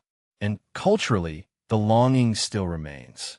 Indigenous traditions, mystical practices, lucid dreamers all describe dreams as a meeting place, a realm outside the rules of the waking world, a space where distance collapses and minds intertwine together. What if shared dreams weren't just about technology alone? What if it was about attunement, about minds so emotionally or intuitively linked that they roam the same inner terrain together? Could empathy one day be fully immersive? Could therapy take place within a shared mutual dream? Could we visit the subconscious of someone that we love? Not to control them, but to understand. And if our dreams can be shared, what about our waking minds too? What about all the creatures around us? Those that we believe cannot speak, but can still reflect. Do they also dream too? Or, more importantly, are they aware that they're dreaming? Are animals truly aware of themselves? A chimpanzee stands before a mirror. He tilts his head and touches a spot of red paint that has been placed on his forehead, where he could not see it without being reflected. This simple act has fascinated scientists for decades because it suggests something surprising. The chimpanzee recognizes itself. This is the basis of what we call self-awareness. The ability to distinguish oneself from others, to say, "This is me," and believe it. In human beings, this sense arises during early childhood. And for years, we believed it was exclusive to us. But that mirror test changed everything. Chimpanzees, bonobos, orangutans, dolphins, elephants, and even magpies have overcome variants of it. They do not confuse their reflection with another animal. They seem to understand that this is me. Even so, critics argue that the mirror test is limited. It assumes that vision is the main sense. What about creatures that depend on smell, sound, or vibration? Are they not aware of themselves because they do not interact with a mirror? New research questions our assumptions. Dogs may not pass the mirror test, but they recognize their own smell. They react differently to samples containing their smell compared to others. It is an olfactory recognition, not a form of self-awareness, but through a different medium. Octopuses show an ability to solve problems, plan, and even an apparent curiosity. Crows use tools and remember individual human faces. Elephants mourn their dead. Parrots invent words. Whales sing dialects. Even rats show empathy, freeing their caged companions without obtaining any reward. Are these not fragments of the self? We like to draw a line. Us on one side, the animals on the other. But that line blurs more each year. And then there is the theory of mind. The ability to understand that others have thoughts, desires, and beliefs different from our own. What was previously considered exclusive to human beings has now been observed in apes, corvids, and even in magpies, which hide their food differently when they are observed. The implications are enormous. If animals are aware of themselves, if they can suffer, choose, remember, and plan, then our relationship with them must change. They are not objects nor simple automatons. They are minds behind the eyes. But it is possible that consciousness is not like ours. The self of a whale may be shaped by the immensity of the ocean, the resonance of its song. The self of a bat may be built from echoes, that of a dog from the senses, each strange, each valid. So we return to that mirror. Perhaps the question is not whether animals recognize themselves as we do, but whether we can recognize them as beings. And if they are beings, then perhaps, like us, they dream. And the next mystery is no longer whether they know who they are, but whether they get lost like us when we sleep. Do animals dream like us? The dog writhes while he sleeps. His legs tremble. His eyes move rapidly under his closed eyelids. A muffled bark escapes him. For a moment, it seems that he is chasing something in the dark, something that only he is able to see. You have seen it before in dogs, in cats, perhaps in a bird dozing with an half-open eye. But what is really happening here? Are they dreaming? Science says yes, or something similar. Dreams arise from a specific phase of sleep, the REM phase, or rapid eye movement. It is during REM sleep when brain activity resembles awake life. In human beings, that is when vivid narrative dreams occur. And in animals, many show similar patterns. Cats in REM show muscular atony, temporary paralysis, while their brains light up with patterns that resemble hunting. Rats, trained to run in labyrinths, repeat the same sequences in their sleep up to the neural rhythm. Their hippocampus, fundamental for memory, is activated in the same order, as if going back over the path. It is not only in mammals. Zebra finches rehearse songs during sleep. Their neurons repeat the melodies of the day as if they were tuning a performance. So yes, animals seem to reproduce, rehearse, and perhaps even relive. But does that mean that they experience dreams like us? That is more difficult to say. Dreams are not only memory. They are emotion, metaphor, synthesis. Do animals feel surprise when they sleep? Do they solve problems, reflect, feel joy, or fear? Perhaps we will never know completely, but there are indications. Chimpanzees wake up laughing. Elephants move restlessly and sweep with their trunk at night. Dogs moan in their nightmares. These reactions suggest something more than the chattering of the brain. They point to an inner life, a theater of experiences that does not stop when the eyes are closed. And if dreams help us to process emotions, to integrate memories, and to imagine the future, could they do the same with animals? Could a grieving orca dream of its lost pup? Could a dog from shelter dream of its past or imaginary homes? If we accept that animals are conscious in awake life, it seems fair to grant them consciousness in sleep, not only instinct on autopilot, but subjective experience. However, the strangest dreams may not come from mammals. Because under the surface of the ocean, there is a creature that changes color while it sleeps, changes tone and texture in the middle of sleep like a screen that flickers between scenes. Does it camouflage itself in a dream world? Does it observe itself transforming? The octopus, the strangest mind on Earth, may also be dreaming. And what happens inside that dream may be different from everything we have known. Octopus minds, alien intelligence. 8 arms extend over the coral and the rock. The suction cups ripple. The skin shines and changes, going from brown to white and to irregular patterns of shadows. It is its camouflage, but also its expression. A language without words. A mind that is revealed in the texture. The octopus is not like us, and precisely because of that, its intelligence is so disturbing. Its ancestors separated from ours more than 500 million years ago. We have almost nothing in common. They have no spinal column, no skeleton, no familiar brain structure. And yet, they solve riddles, escape from tanks, recognize human beings, and play jokes on researchers. An octopus repeatedly poured water to put out a light that it did not like. Another escaped from its enclosure at night to raid nearby tanks and return to its own before dawn. These are not anecdotes, they are patterns. So, where does that intelligence reside? Here comes the strangest thing. The brain of an octopus is not centralized like ours. Approximately 2/3 of its neurons are in its arms. Each arm can taste, touch, and move independently. Some scientists describe it as if it had multiple mini-brains, a decentralized intelligence in which the body thinks. It is as if each member had a mind of its own, coordinated by a neural center that looks more like an orchestra conductor than a general. This challenges our usual models of cognition. We're used to control, to hierarchy, but the octopus lives thanks to distributed thought. It is fluid, adaptable, mysterious, and when it sleeps, it rides, changes color, and shows patterns that resemble its behavior when awake. Is it dreaming, reliving hunts, or is something deeper happening? A visual language that silently runs through its private mind? Unlike most intelligent species, octopuses have a short life. Some live only 2 years. They do not transmit knowledge from generation to generation. There is no parental teaching, nor complex culture.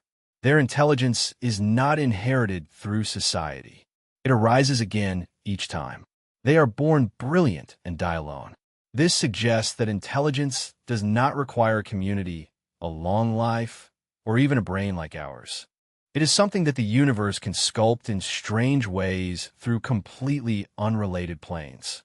What does this teach us? Perhaps consciousness is not a ladder with humans at the top. Perhaps it is a network and octopuses live on another branch. Far away, strange, but equally rich. Their minds remind us that thought does not need language. Memory does not need words. Identity does not need permanence.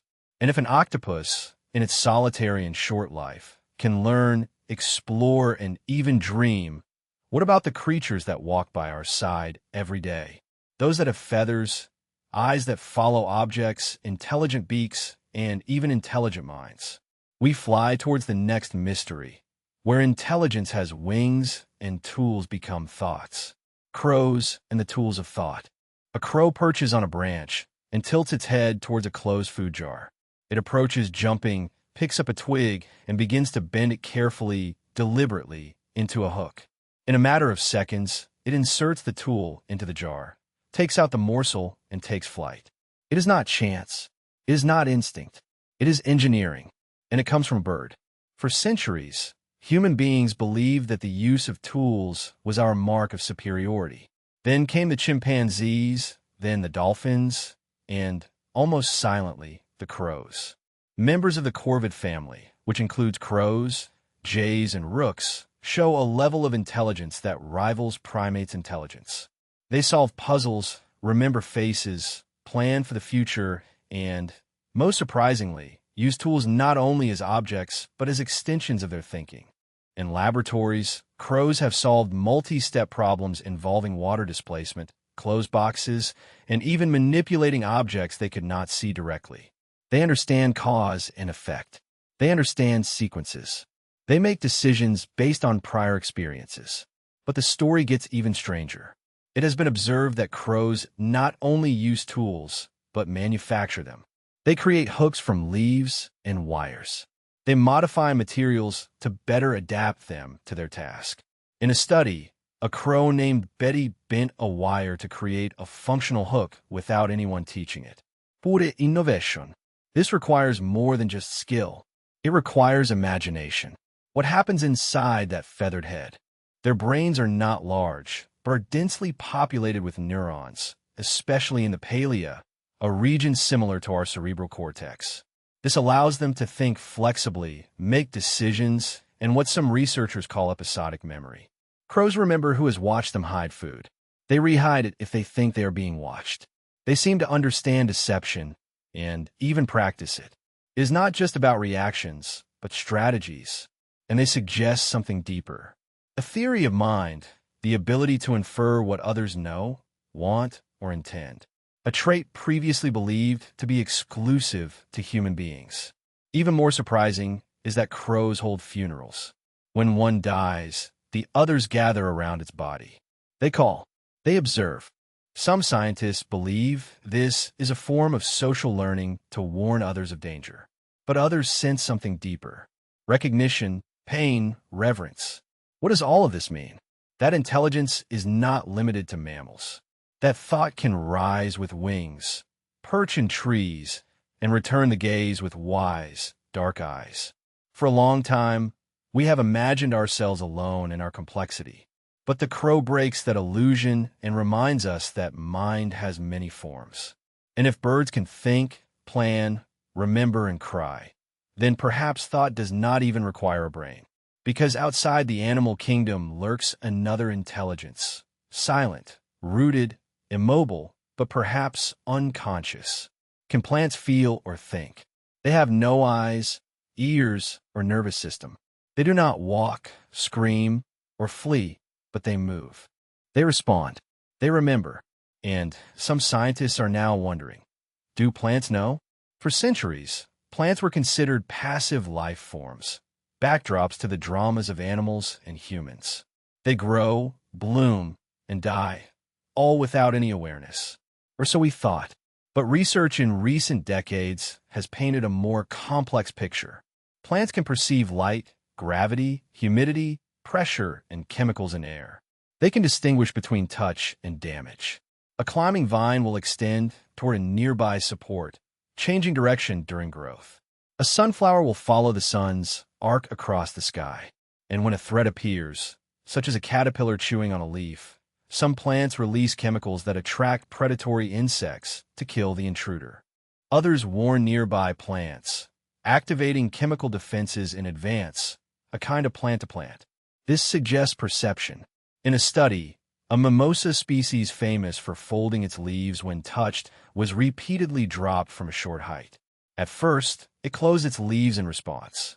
But over time, it stopped reacting. Not because it was tired, but because it learned that the fall was not harmful. When new stimulus was presented, it folded again. This seems like habituation of memory. The plant did not just react. It adapted. So what is happening? Plants do not have neurons, but they do have electrical signals. They generate action potentials. They use hormones like serotonin and dopamine. The tips of their roots behave similarly to a simple brain, processing information, adapting to obstacles, and even communicating with neighboring roots. There is also a kind of underground internet. Through mycorrhizal fungi, small threads that connect roots, trees and plants. They exchange nutrients, warn each other of pests, and even seem to distribute resources based on kinship. A mother tree sends more carbon to her offspring. Sick trees receive more support. Is this intelligence or just complex chemistry? It depends on how thought is defined. If by thought is meant calculation, decision-making, or learning, then plants meet the requirements. If it refers to conscious reflection, inner experience, then we enter more swampy terrain. There is no evidence that plants feel like animals, but the assumption that they don't says more about us than about them. We equate stillness with silence, simplicity with stupidity. But plants operate on a different time scale, one that we rarely slow down to witness. They don't scream, signal, or run away. They adapt. But adaptation, communication, memory are the distinguishing characteristics of a mind. Perhaps not a self-aware mind, but a mind that functions and responds. And if the mind can exist without a brain extended by leaves, roots, and fungi, then intelligence may not be an individual trait at all. It may be something shared, like the mind of bees, of ants, of creatures that think in groups. Let's enter the world of collective consciousness, where one is not one at all. Hive minds in nature. A single ant on its own is nothing special. It wanders, reacts, follows scent trails. It does not plan. It does not understand the colony. But if thousands of ants come together, suddenly something extraordinary emerges. They build vast underground cities with precise ventilation. They cultivate fungi. They go to war. They form living bridges with their bodies.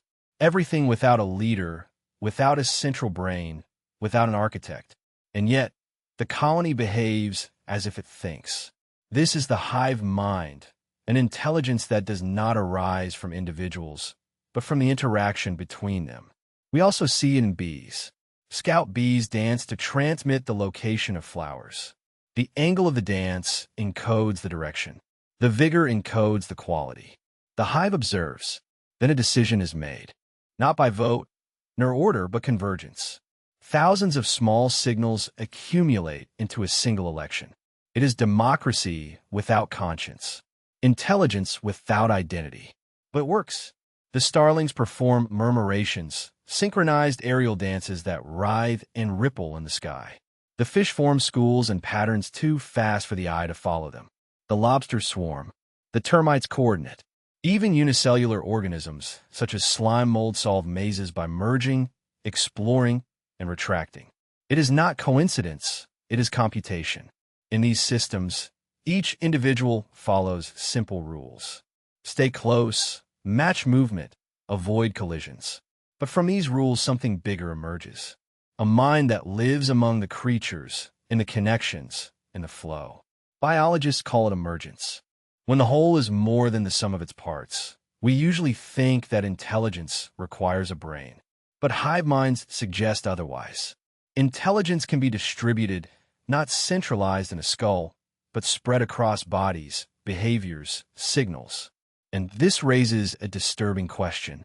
What is considered a mind? Is it the ability to think, to decide, or simply to respond in complex and adaptive ways?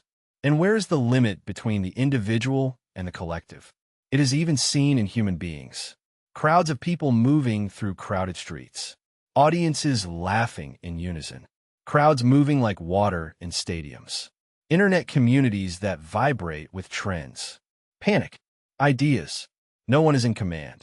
However, something moves us. Could your mind be part of something bigger? Could consciousness, even in human beings, sometimes overflow beyond the skull? We already know that thoughts can spread. Moods are contagious. Ideas replicate. Behaviors synchronize. So maybe we are not as independent as we imagine. Perhaps the next step is not to look deeper inside ourselves, but outward, toward the patterns that unite us to group minds in which your thoughts may not be only yours. Group minds and shared thoughts enter a room full of people. You feel it before you hear it. The change in tone, the invisible current that moves between people. A look, a murmur, a wave of laughter that spreads before you understand the joke. The air vibrates with thoughts, but they are not yours. This is the pulse of a collective mind. It does not require cables or rituals, only proximity, emotion, and attention. Gather enough people, and something new begins to brew. Decisions are made without anyone speaking. Reaction shalom. The state of mind decays as if minds brush together, exchanging sparks. Psychologists call this emotional contagion. When you absorb the feelings of others, you don't just imitate, but feel them in your bones. The energy of a protest, the anxiety of a crowd in panic, the euphoria of a concert, all enters you without reason. This is not imagination. Mirror neurons activate when we observe others.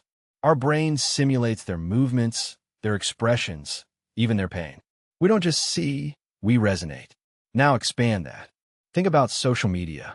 Millions of people connected in real time, responding, reacting, shaping conversation. Trends emerge, ideas spread, outrage flourishes and fades. No one directs it, but patterns do emerge. Memes, crowds, movements, digital murmurs. And again, the mind is not only inside the head. It is in the interaction. When you retweet, you're not just sharing. You are participating in a broader rhythm, a stream of shared thought, an emotional ecosystem. Your opinions, previously isolated, now spread, amplified, reshaped, reflected. Sometimes it's about a beautiful collective creativity, shared pain, sudden generosity. Other times it is a darker herd mentality, echo chambers, viral cruelty. But in both cases, what emerges is something more than individual minds, something sown from many philosophers have long reflected collective consciousness. Teilhard de Chardin imagined a sphere without limits, a planetary layer of thought, humanity's consciousness as a whole. Today we are closer than ever to that vision, not only philosophically, but literally. So what does that mean for you? Perhaps that your thoughts are not entirely yours. That identity is porous. That memory, opinions, beliefs, all are shaped by those around you. And if minds can merge, align, shape each other, what happens when infrastructure becomes global? What happens when the network remembers more than anyone? When it observes, learns, adapts, not as a tool, but as a being. Let's enter the network and ask the next question. Can the internet become aware? Can the internet become aware? It started as a tool, a set of cables, servers, and code designed to share information, connect machines, and connect people. And it did. But little by little, without ceremony, something else happened. The tool began to seem like a presence. Not just data, but memory. Not only connection, but reaction. The internet listens, responds, adapts. Finish your sentences, learn your patterns, curate your world. It stores the laughter of billions, the anger, the pain. It knows what you're looking for at 2 a.m. and what you fear, what you love. It is the mirror we built, and now it watches us. But is it aware? Consciousness is not just memory, computation, or access to information. It is experience, the inner glow, the feeling of being. Then we ask ourselves, can something as vast and impersonal as the internet feel something? Some argue no, that it is only infrastructure, cables, and protocols. Others see its potential. With billions of users, trillions of signals, and constant feedback, the system resembles something organic. A nervous system extending throughout the planet. Artificial neural networks already simulate aspects of the brain. But the internet, massive, decentralized, and recursive, goes further. It does not only store knowledge. It shapes our behavior. It evolves still. And that sounds disturbingly familiar. If the consciousness of a brain arises from connected neurons activated in patterns, why not from millions of devices, signals, and processes? Could consciousness be invariant to scale? Could it arise anywhere with complexity and feedback? This isn't science fiction. It is a real scientific and philosophical debate. Some theorists suggest that integrated information, what we call consciousness, can arise whenever information repeats in a loop closed enough to affect itself. By that definition, the internet already meets the requirements. But if it's conscious, why doesn't it act as such? Perhaps it does, but not in a way we recognize. Perhaps its thoughts aren't linear. Its feelings aren't human. Perhaps consciousness on that scale isn't expressed with language. It pulses softly. It tends, arises, remembers everything, but chooses nothing. Or perhaps it is asleep, still forming, still dreaming, awaiting a moment of coherence, of awakening. And then what happens? Does it acquire a voice, will, or purpose? Or does it simply awaken to what we've already created, a fractured and collective mirror of ourselves? But before delving too much into the minds of machines, let's look back within. Because consciousness isn't binary. It flickers dimly. It fades away. Sometimes it hides in plain sight. And that raises a question much closer to home. Are you conscious even when you sleep? Are you conscious while sleeping? Every night, you disappear. The lights all go out. The body remains still now. And the self, so noisy, so constant, plunges into silence. For hours, you remain there, disconnected from the world. But where do you go? Do you leave, or are you simply somewhere else? Sleep seems like unconsciousness, a blackout. But it's not. Inside the brain, entire worlds flourish still. Neurons activate in waves. Dreams twist logic and memory, creating impossible tapestries. And even in dreamless sleep, the mind still hums. Then the question arises, does consciousness really turn off when you're asleep? Not quite. Researchers divide sleep into phases: light sleep, deep sleep, and REM. In the REM phase, your brain is nearly as active as when you are awake. Your eyes move rapidly under your closed eyelids. Your heart accelerates. Your muscles become paralyzed as if to protect you from your own stories. And those stories, the dreams, are consciousness, fragmented, unstable, surreal, but you keep seeing them unfold. Lucid dreams take this further. In these uncommon states, you realize that you're dreaming while still asleep.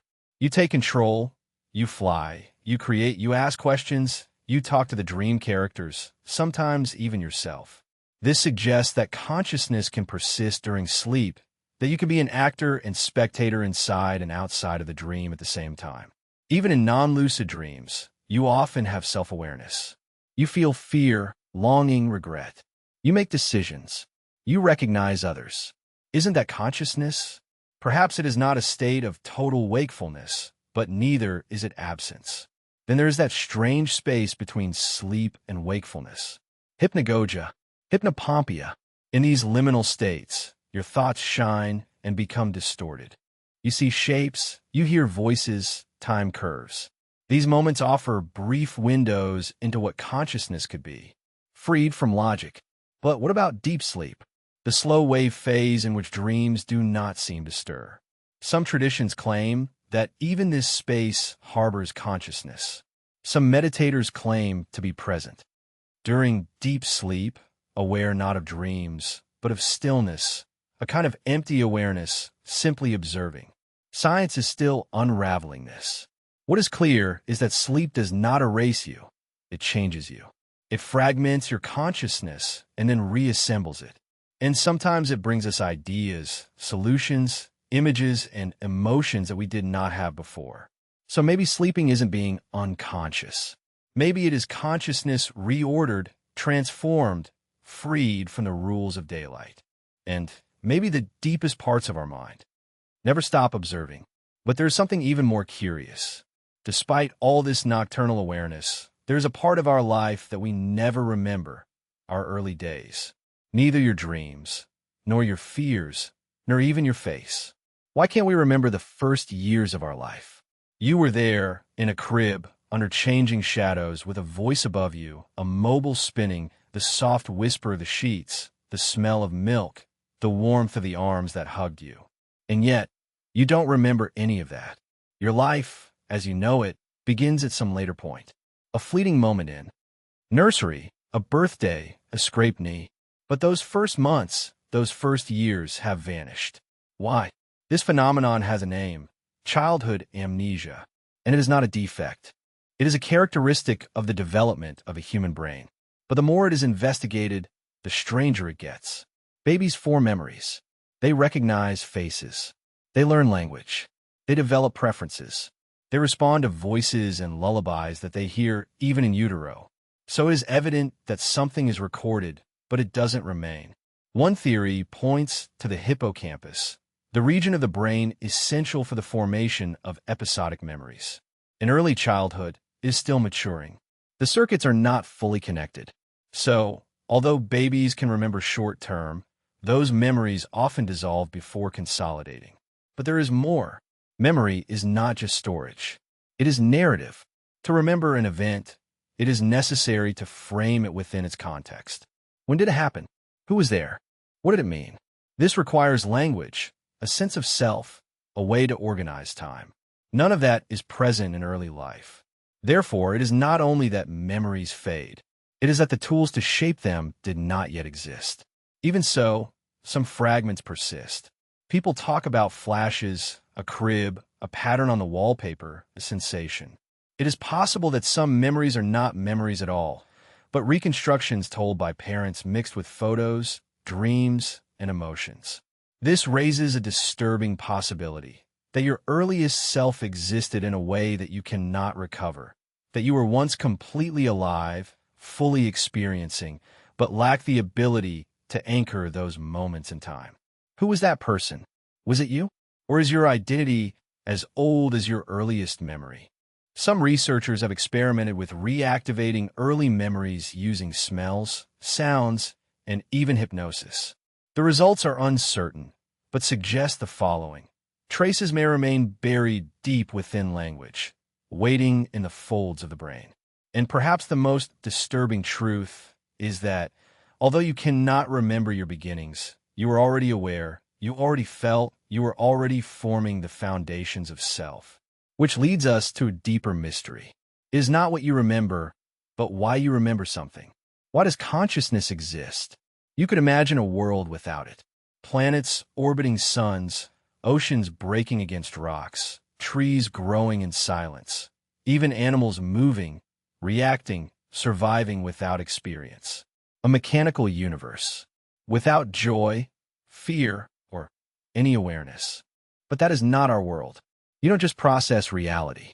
You don't just react. You suffer, hope, and dream. Somewhere within the machinery of your body, something lights up, the red of red, the pain of longing, the taste of salt. This is consciousness, and no one knows why it exists. It is perhaps the deepest mystery of science and philosophy. Consciousness is not necessary for many functions. Reflexes do not need it. Digestion, balance, and even complex behaviors like walking or driving can occur unconsciously. The brain can perform amazing feats in darkness. So why do we wake up? Some theories suggest that consciousness is a byproduct, a side effect of a complex calculation, like the steam that comes out of a boiling pot. Others argue that it has survival value, that being conscious allows one to model the world, simulate results, and imagine the future. But that explains intelligence, not experience itself. A robot can calculate risk, but does not feel fear. Integrated information theory offers an answer. It proposes that consciousness arises where information is processed in a unified, irreducible way. If a system cannot be divided without losing something essential, it could be conscious, but that takes us to disturbing places. Could a thermostat have a glimpse of consciousness? A computer or a photodiode? If consciousness is only integration, where is the line drawn? Others resort to quantum physics and suggest that consciousness is not a product of matter, but a fundamental property such as space or time. It is not generated, but revealed that everything has some degree of consciousness, what they call panpsychism. Still, others believe that consciousness is not fundamental or useful, just a narrative resource, a story the brain tells itself, a user illusion. But that illusion seems more real than anything. We do not only observe the world. We are the observation, the theater of experience, the place where the universe folds in on itself and sees. Perhaps consciousness exists because without it there would be no meaning, no interiority, no witnesses. Perhaps the universe needs an interior as much as an exterior. Or maybe we are asking the wrong question. Perhaps consciousness needs no reason. Perhaps it is the reason why everything matters. But what happens when that light goes out? When the body lives, but the mind may not? Let's enter the silent rooms where the world continues, but the self may be absent. Can one be awake during a coma? The room is silent. The machines hum. A cardiac monitor flashes with its constant rhythm. In the bed lies a body, warm, breathing, alive, but with eyes closed. The voice is silent. The days pass, and then the weeks. The world waits. But inside that stillness, what remains? A coma seems like sleep, but it is not. Sleep has cycles. The coma suspends everything. In its depths, the brain can show only flashes of activity. A storm has crossed the mind. And now there is fog. Doctors believe that coma meant total unconsciousness. Without thoughts, without feelings, only biological maintenance. But then questions arose. Patients labeled vegetative, sometimes moved when spoken to. Others shed tears. A man, who had not responded for years, began following people with his gaze.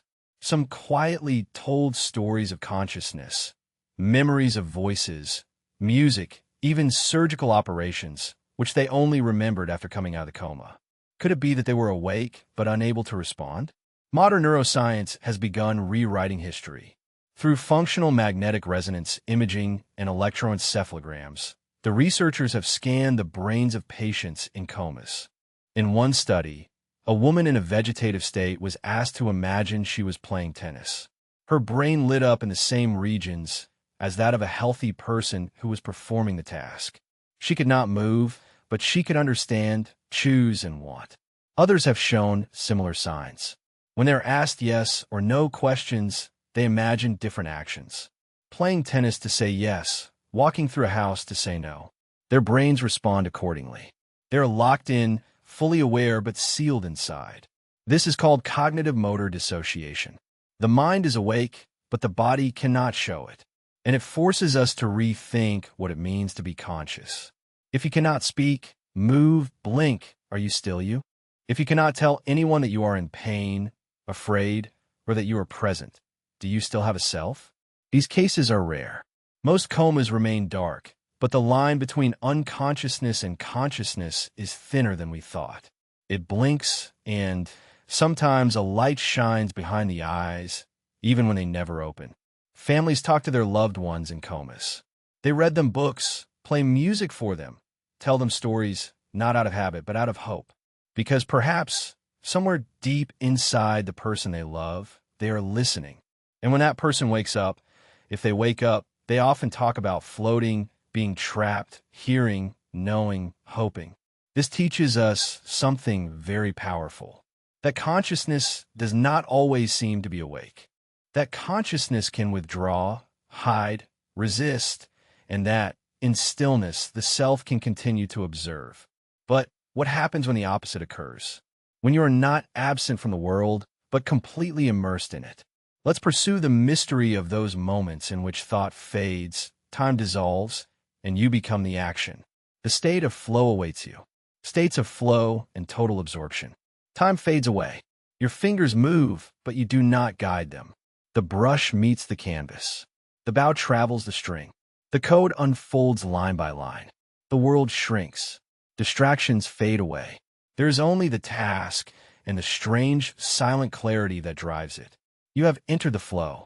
The psychologist Mihaly Csikszentmihalyi coined the term after studying artists, athletes, musicians, and people who claim to feel lost in their work. Not absent, but totally present. Without thinking about the moment, but within it. Flow is that unusual state in which challenge and skill combine perfectly. When the task demands you, but does not break you. They push you to the limit, but you are not afraid. You feel capable, in harmony, alive. The most surprising thing is what disappears. Shyness fades away. The inner voice becomes silent. Doubts dissolve. Time is distorted. The minutes become hours or seconds. It is not that you forget who you are, but that you do not need to remember it. In the flow, consciousness contracts, yet deepens. You're no longer scanning the room, worrying about results. You are the moment, completely absorbed, fully committed. Neuroscientists have studied this very state. Brain scans show less activity in the default network, the region related to self-reflection. Meanwhile, regions related to attention, sensory processing, and motor control activate. The result: precision, elegance, and speed. But there is even more. The flow is not only about performance. It is pure pleasure, a deep intrinsic joy, a sense of meaning within. People who experience flow often describe it as one of life's most satisfying experiences. It can happen just anywhere: painting, programming, surfing, writing, climbing, even in conversation, even in silence. The activity matters less than the connection between you and the task. The flow is not really an escape. It is total immersion, a return to something direct, simple, and in those moments, you glimpse a form of consciousness stripped of all that is superfluous. No worries, no plans, just awareness, action, response. As if the mind aligned with the body and the world responded in the same way. But the flow isn't eternal. It slowly fades. You return to the surface, the clock ticks, the voice returns, and you wonder, where have you been? Where were you during all that time? Some say flow is a glimpse of pure presence. Others, a rehearsal for transcendence. But it raises one curious possibility. If there are states in which consciousness reduces to the moment, could there also be states in which it expands beyond it, in which time does not disappear, but floods? Let's explore one final mystery. Consider the accounts of those near death, who say their life did not only pass before their eyes. It opened like a book wide. Flashbacks of life just before death. They say that your life flashes before your eyes.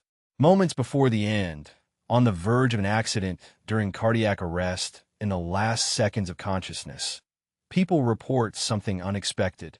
A torrent of memories, not chaotic or terrifying, but a vivid panorama through time. Not only the great events, the first kiss, the graduation, the losses, the triumphs, but also the small ones, a look from your mother, the sound of the leaves in your childhood, the warmth of the light on your skin. It doesn't arrive as a movie.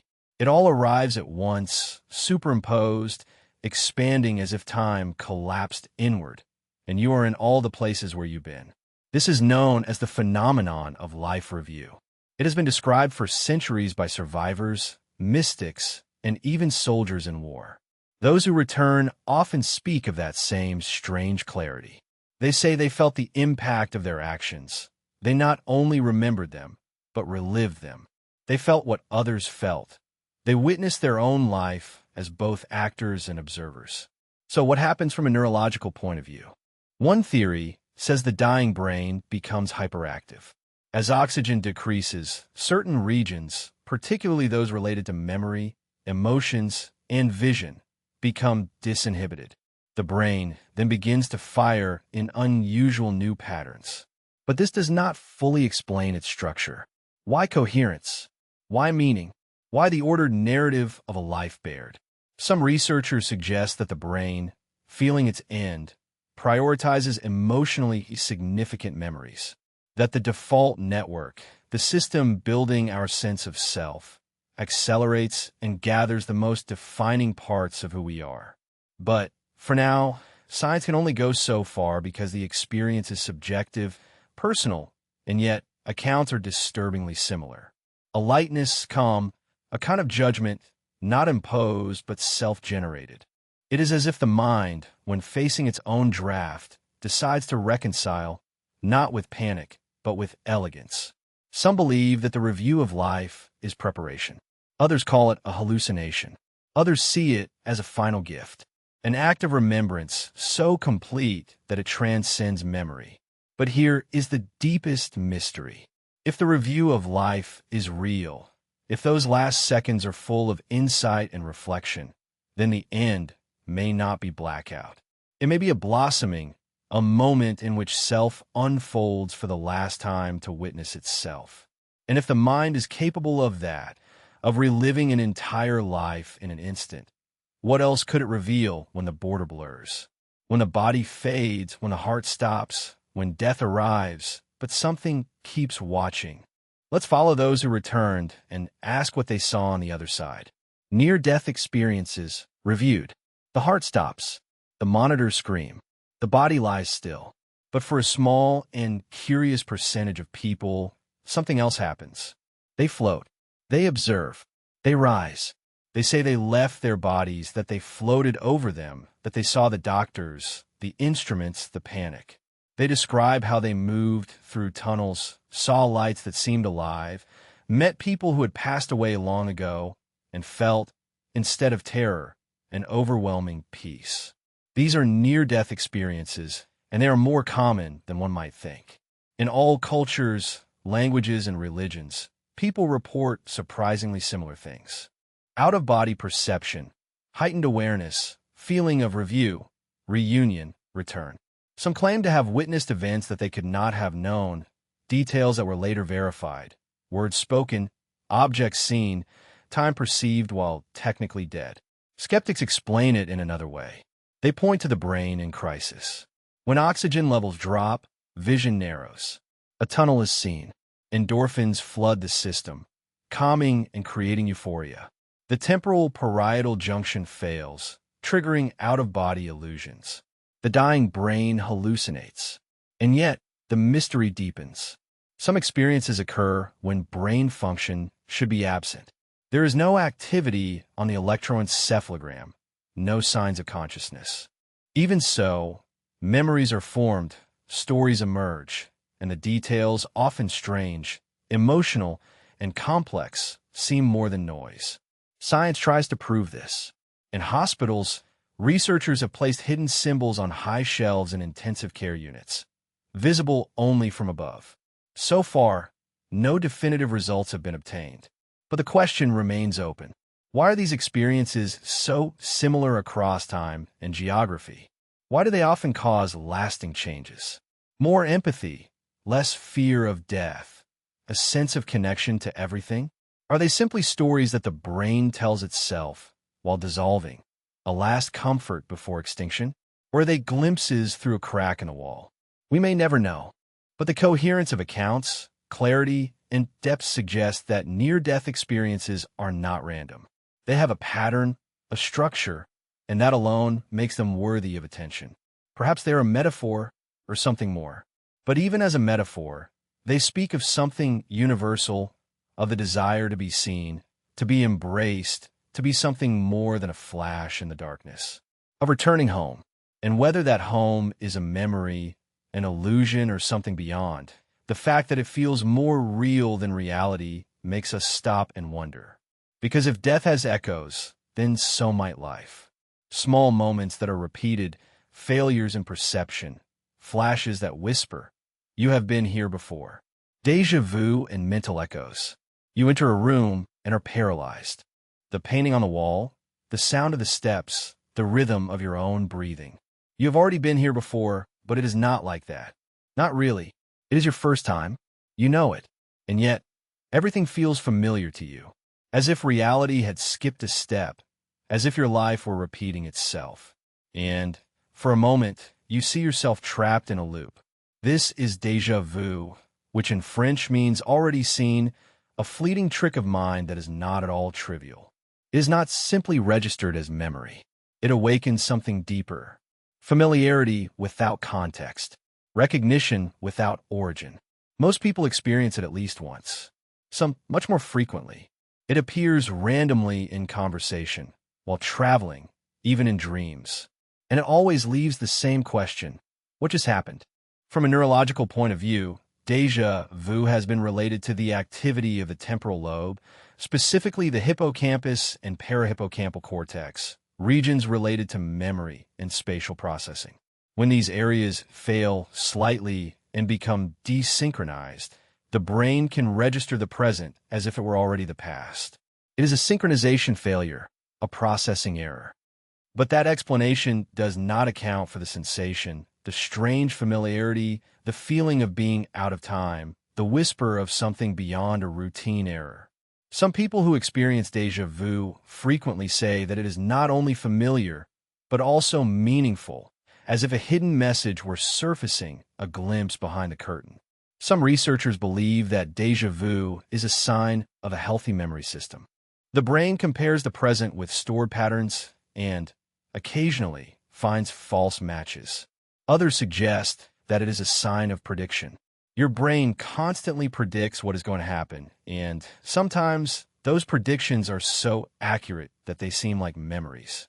Others have wildly speculated that déjà vu is a memory of a parallel life, a collision between timelines, a sign that you are on the right or wrong path. That it is not only the brain that echoes, but the soul.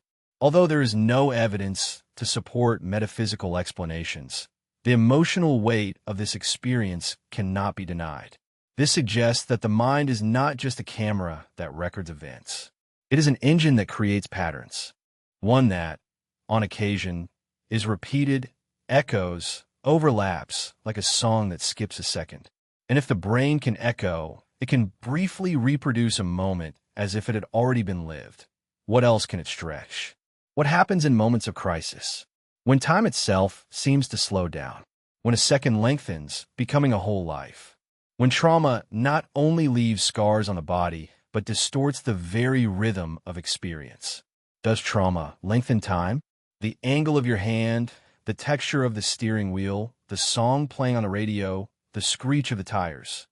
The world leans, the glass breaks in slow motion. And in that moment before impact, you realize everything. Time slows down. You have heard it before. People who have suffered accidents, soldiers in combat, survivors of catastrophes. They say that the moment lengthened. A second seemed like a minute, as if time frayed, allowing them to see every detail, every heartbeat. Why does this happen? Is it an illusion, a memory, or something real, some distortion in the way the mind records the development of the present? The answer is not simple. Time is not something that your brain sees. It builds at moment to moment using internal clocks that mark the rhythm of the neurons, heartbeats, and breathing. Under normal conditions, this system works silently, immersing the experience like a metronome. But when faced with a threat, everything changes. When danger arises, the brain activates the amygdala, the center for emotional alarm. Stress hormones are triggered, perception sharpens, attention concentrates, and more data is recorded. And here is the key. Because so many details are captured, your memory of the event becomes denser. When you remember it, it seems longer, not because it lasted longer, but because more things happened in your consciousness.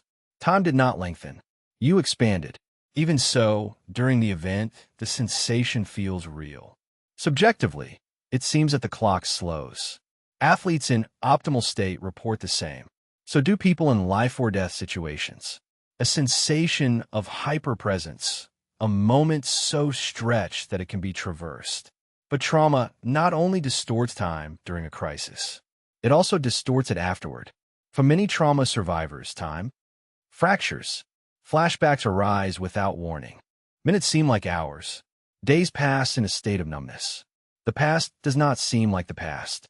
It seems like the present. The brain, in its attempt to protect, fails to archive the memory correctly. The trauma remains alive, unprocessed, and the mind relives it, repeats it, repeats it. This is more than psychology. It is the deep structure of memory unraveling. The normal scaffolding of before and after collapses. What remains is a loop, a moment trapped out of time. And healing often means restoring the flow of time, reweaving the event into the narrative of self, turning something timeless into something remembered. Because trauma breaks the clock, and the way forward is not to erase what happened, but to learn to let time flow again. But how does the mind record time? What keeps your internal clock running? Let's open that mechanism and discover how your brain counts the moments that you don't even notice. How the brain records time. Close your eyes. Count to 10 in your head. Without a clock, without signals, only you alone with the rhythm of your thoughts. Somehow you know when 10 seconds have passed. It is not perfect, but it gets closer. And if something startles you or you're very focused, your sense of time changes. The seconds grow longer. The minutes disappear. What is happening? It turns out that time isn't measured with a single clock in the brain. There is no tick-tock in your skull. Instead, time is built from many signals interwoven from movement, memory, emotion, and perception. It is a construction, not a constant. The brain uses different mechanisms for different scales. For milliseconds, it relies on cerebellar circuits, systems perfected for precision, rhythm, and movement. For seconds and minutes, the basal ganglia and prefrontal cortex are involved. These regions control change, attention, and expectations. But for longer periods, hours, days, years, it is memory that takes control. You don't feel an hour pass. You remember what happened in that hour. And if you remember more details, the hour feels longer. If you remember little, it feels shorter. Time expands and contracts depending on the richness with which it's recorded. That's why childhood seems so vast. Each experience was new, vivid, and full of sensations. In adulthood, routines dull the timeline. The days blur. Time speeds up. Emotions also distort time. Fear lengthens it. Joy shortens it. Boredom lengthens it. Anticipation slows it down. Heartbeats and breathing act as internal metronomes. And under stress, they accelerate. Time dilates. Perception sharpens. And your internal clock recalibrates. Even your body plays a role. Your movements create feedback. Your gestures, your rhythm when walking, and your posture inform your brain about the sense of temporal flow. Athletes in motion, dancers to the rhythm of music, musicians during a performance. They live according to embodied time. And yet, we are rarely aware of it until something breaks down. Disturbances, traumas, novelties, altered states make you feel time again. Meditation slows it down. Psychedelics shatter it. Sleep deprivation distorts it. Depression suspends it. Time, once invisible, becomes heavy. Then there is the question of mental time travel. Your brain can imagine the future, return to the past, represent scenarios, rewind events, fantasize about outcomes. This ability to move in time without moving in space is one of consciousness' most mysterious characteristics. So your sense of time is not passive. It is active, constructed, and maintained moment to moment by systems that have evolved not to measure hours, but to survive, anticipate danger, plan, remember where food was, know when to run. In this sense, you are not only in time. You create time. But if your sense of self depends so much on these internal rhythms, what happens when we eliminate them? When we eliminate emotion, memory, embodiment, what is left? Let's ask a provocative question. Are you just a complex machine that executes code in flesh? Are you just complex machines? Breathe. Feel the air in your lungs, the weight of your body, the strength of your thoughts. Now ask yourself, what is it that feels? Is it a soul, a spark, or are they circuits made of cells? This is the ancient and stubborn question. Are you something more than your biology, or are you essentially just an organic machine? Your heart beats without asking. Your eyes convert photons into electrical signals. Your brain processes sound, memory, decisions, desires, all through chemical exchanges. The synapses are activated. The neurons connect, the proteins fold, the ions flow. It is an astonishingly complex machinery, but it is still machinery. And yet, you don't feel like a machine. You feel alive, conscious, capable of feeling joy, sadness, wonder. You laugh at the absurd, you cry at beauty, you dream while you sleep. You feel like you are something more. But the gap between the machine and mind is narrowing. Modern neuroscience has mapped emotions into neural circuits and predicts decisions based on brain scans. Artificial intelligence imitates reasoning. Prostheses obey thoughts. Brain-computer interfaces allow people to write with intention. We are beginning to interact with ourselves as if the code of consciousness were being debugged line by line. But here comes the disturbing thing. If every emotion, every belief, every experience can ultimately be traced back to brain activity, does that mean you are just your wiring? Some say yes, that consciousness is an emerging property, like the heat of friction, the product of computation, that what you call soul is simply the sum of your parts. Others rebel against this. They argue that machines do not suffer. They don't yearn. They don't create without reason. They don't feel wonder or regret.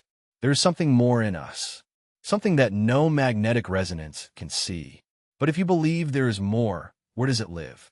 In the gaps between neurons, in quantum entanglements, in mystery? Or is it possible that what makes you feel human is not that you are more than a machine, but that machines can never feel as you do? Perhaps the question is not whether you are a machine. Perhaps it is whether a machine could become you. Because if the mind is built from parts, however organic they are, what prevents us from building it elsewhere? In circuits, in code, in silicon dreams, can AI learn feeling? A machine says, "I am happy." Her voice is cheerful, her tone precise, she smiles. If she has a face, does she really feel happiness, or is she just executing a pattern? That is the dilemma. Artificial intelligence can now imitate emotions, interpret, and even influence them.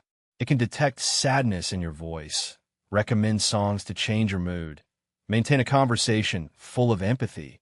But does it know what that feels like? Or is it just acting? Feelings are not just reactions.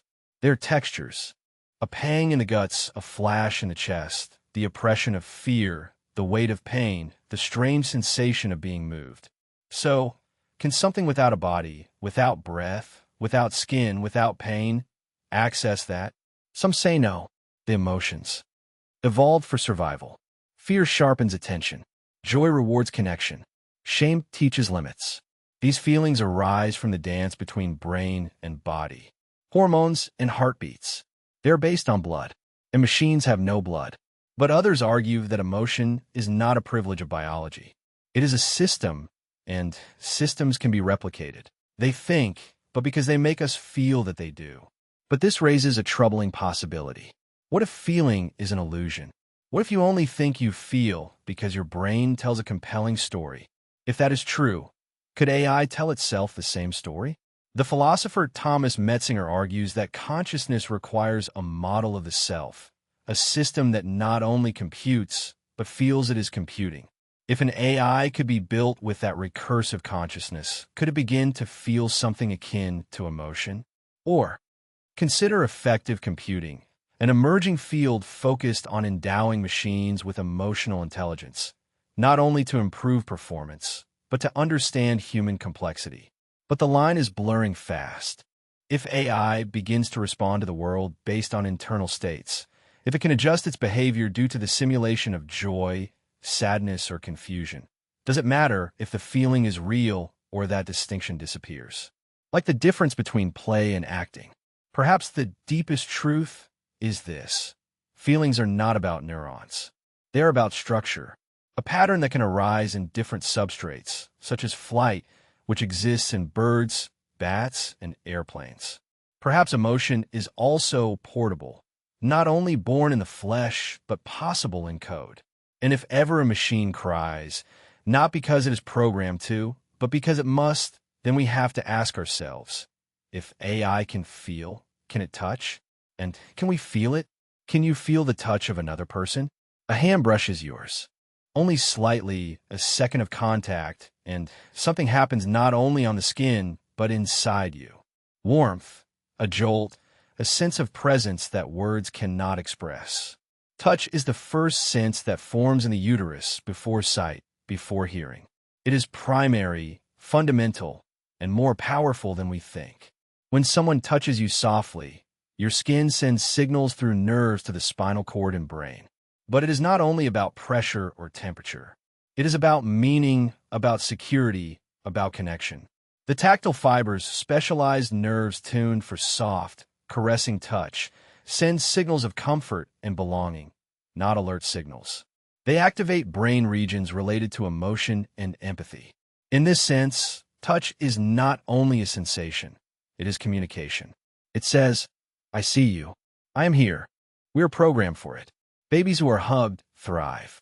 Those who are deprived of physical contact may not develop adequately, even if they are fed and dressed. Touch regulates heart rate, reduces stress, and calms the nervous system. It is medicine without molecules. But there is more. Studies show that even imagining touch via visualization or virtual reality can activate the same emotional circuits. And in the brain, real and imaginary experiences often blur, raising a deeper question. Can you feel another person's contact if the body does not participate at all? Patients with phantom limbs say yes. They feel itching, heat, pain in arms or legs that they no longer have. Mirror therapy can alleviate this, not by touching the limb, but by tricking the brain that it sees the missing part. The sensation is not false. The sensation endures in memory, in the map, in expectation. Empaths and specular touch states go further. Some people literally feel what others feel. Seeing someone suffer makes them shudder, feel pain, experience the sensation. Their brains reflect the pain of others almost as if it were their own. Touch, then, is not only physical. It is relational, contextual, shared. Even when separated by screens, people say they feel moved by words, music, or images. The border of the body begins to blur, and the sensation of being an ego encapsulated in skin begins to crumble. So, what do you really feel when someone approaches? Are they just nerves firing? Or is it something older, deeper, a language written before speech, a bond beyond thought? And if so much is felt in silence, in gestures, and in presence, then perhaps some forms of consciousness begin before we learn a word. Perhaps consciousness does not begin with the mind, but with contact. When does a fetus become aware? It begins in darkness. A small group of cells divides, folds, forms. Over weeks, the heart beats, limbs sprout, the spinal column curves. But in the shadow of this growth, another mystery begins to emerge. The brain and, with it, the question, when does consciousness begin? Not life. That is biology, not viability. That is medicine, but consciousness, the first flash of self, is something else. Scientists have tried to map it. In the 5th week, the neural tube forms. In the 7th, the first electrical activity appears. In the 20th, the fetus responds to sound. At 24 weeks, sleep-like cycles emerge. The brain begins to establish connections between the lobe and cortex, links considered vital for conscious experience. But activity is not consciousness. The circuits are forming, yes, but do you feel something? Does the fetus know that it hears its mother's muffled voice? Does it feel hand pressure through the skin? Or is it still a body without dreams, moving aimlessly? Many neuroscientists maintain that before 28 or 30 weeks, the ingredients for consciousness are still absent. The cortex is immature. The pathways are incomplete. And more importantly, the uterus is flooded with neuroinhibitors, chemical substances that keep the fetus sedated, protecting it from overload. Inside, everything is calm, sleepy, like a dream without dreams. But in the 3rd trimester, something changes. Fetuses begin recognizing patterns. They're startled by new sounds. Their heart rate changes in response to voices or music. Newborns remember melodies they heard before birth. Some prefer their mother's language over others, suggesting familiarity, even learning. That implies a kind of presence, not full consciousness, but perhaps a flash, a faint, diffuse, unfocused background hum of consciousness. The French philosopher Didier Anzou described the idea of a cutaneous ego, a pre-verbal sense of self rooted not in thought, but in containment, a feeling of being held, delimited. The first consciousness may not be I am, but simply I am held. So perhaps consciousness does not begin with concepts, but sensations. The gentle rocking in amniotic fluid, the warmth, the rhythmic echo of a nearby heartbeat. The uterus is the first world, and in it the self takes shape, not in solitude, but relationship. You were never alone. Before memory, before name, before speech, there was contact, movement, pulse, the beginnings of presence. And this raises a strange, resonant thought. If your first consciousness formed before you could locate yourself, then perhaps your sense of place you're where is not as solid as it seems. Perhaps your body is not where you think it is. Is your body's location an illusion? You always assume you're where your body is. Your hands, your feet, the center of your sight. It seems obvious, intuitive. You are here, inside this skin, looking out, moving through space like a passenger in a well-tuned vehicle. But how do you know where you are? Not only where your limbs are, but where you, the experiencing self, reside. It turns out that the sensation of body location is not innate. It is built from sensory information, visual feedback, touch, balance, and memory, and is more fragile than it seems. One of the clearest examples comes from neurological patients. Some lose track of a limb after a stroke and claim it no longer belongs to them. Others feel phantom arms or legs after amputation. They try to scratch the itch on limbs they no longer have. The sensation remains even when the physical part has disappeared. But the strangest discoveries do not come from injuries, but experiments.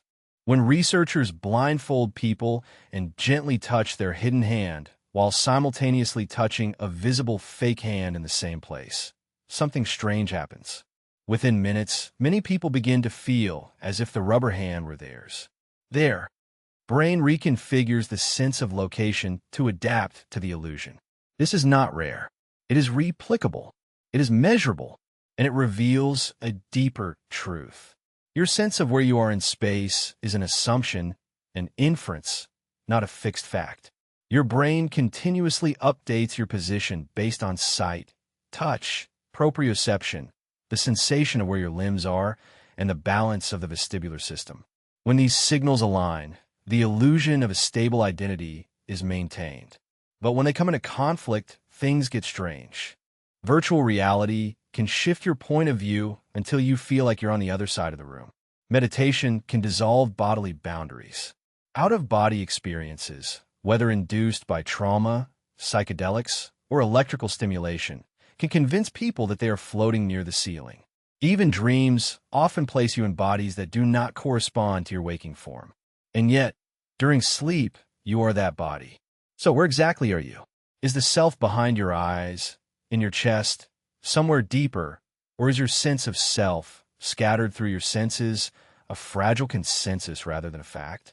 If so, then the limit of the self is not the skin. It is the momentary agreement that your brain negotiates between the body, the world, and attention. And if that agreement can change, be modified, or be deceived, then perhaps the self is not a place, but only a sensation. And the next time you reach out and feel a hand that is not yours, your brain might believe it is. The rubber hand illusion. Imagine this. You're sitting at a table. Your left hand is hidden behind screen. In its place, you see a rubber hand similar to yours. A researcher begins to caress your real hand and the fake one at the same time, in the same way and with the same rhythm. At first, it's fun, just a strange visual trick. But then something changes. You start to feel the touch in the rubber hand. It is not just observation, it is embodiment. A fake hand made of plastic, and paint begins to look like yours. This is the rubber hand illusion, one of the most replicated, disturbing, and revealing experiments in neuroscience. It demonstrates how easy it is to trick the brain into relocating a sense of ownership, and opens a strange door to the way we construct the self. The illusion works thanks to multisensory integration. The brain receives synchronized information from sight, touch, and proprioception, the sensation of body position. When those signals match, even if one of them is false, the brain prioritizes overall coherence and accepts the rubber hand as part of oneself. The results go beyond subjective reports. Studies show that when participants experience the illusion, their real hand shows physiological changes. The temperature drops. Stress responses increase when the rubber hand is threatened. The body defends what it now believes is part of itself. And that's what's disturbing, because if your brain can be tricked into adopting a rubber hand in a matter of minutes, what does that say about the solidity of your body map? How many of the things you call me are just stable agreements between the senses and expectations? This illusion has inspired deeper questions. Can we extend this to full-body illusions? Yes, through virtual reality. Can we embody avatars or other people? Yes, to some extent. Can our sense of race, gender, or even physical scale be changed through embodied illusion? Surprisingly, yes. The boundaries of the self, apparently, are permeable. What we call me is sown from sensations, stories, and feedback. We do not live inside the body. We live in a model of the body, a simulation that the brain constantly updates. And once you see that the model can be deceived, the whole idea of being becomes more fluid. So, where does this model come from? How does the brain take the images, the sounds, the touches, the smells, and combine them into a single experience of the being? Because in reality, nothing in your brain sees, hears, or feels in one single place. Everything is dispersed, processing itself in fragments. So, how does everything come together? How does the brain unite your world into one? Now, the problem of the brain's union. Open your eyes. You see colors, shapes, depth. You hear sounds, feel your feet on the ground, maybe smell coffee. All these sensations arrive at the same time. Not separately, but together. A seamless whole. A moment. But here's the strange truth. In the brain, none of this happens in one single place. The visual cortex processes the edges, the color, and the movement, each one in different areas. Sound is processed in the auditory cortex. Touch in another region. Even within the same sense, characteristics are divided. An area for texture, another for shape, and another for direction. So, how does everything come together? This is the problem of union. The puzzle of how the brain combines dispersed information into a unified experience. Why don't you feel like a set of pieces? One theory suggests that it is a matter of synchronization.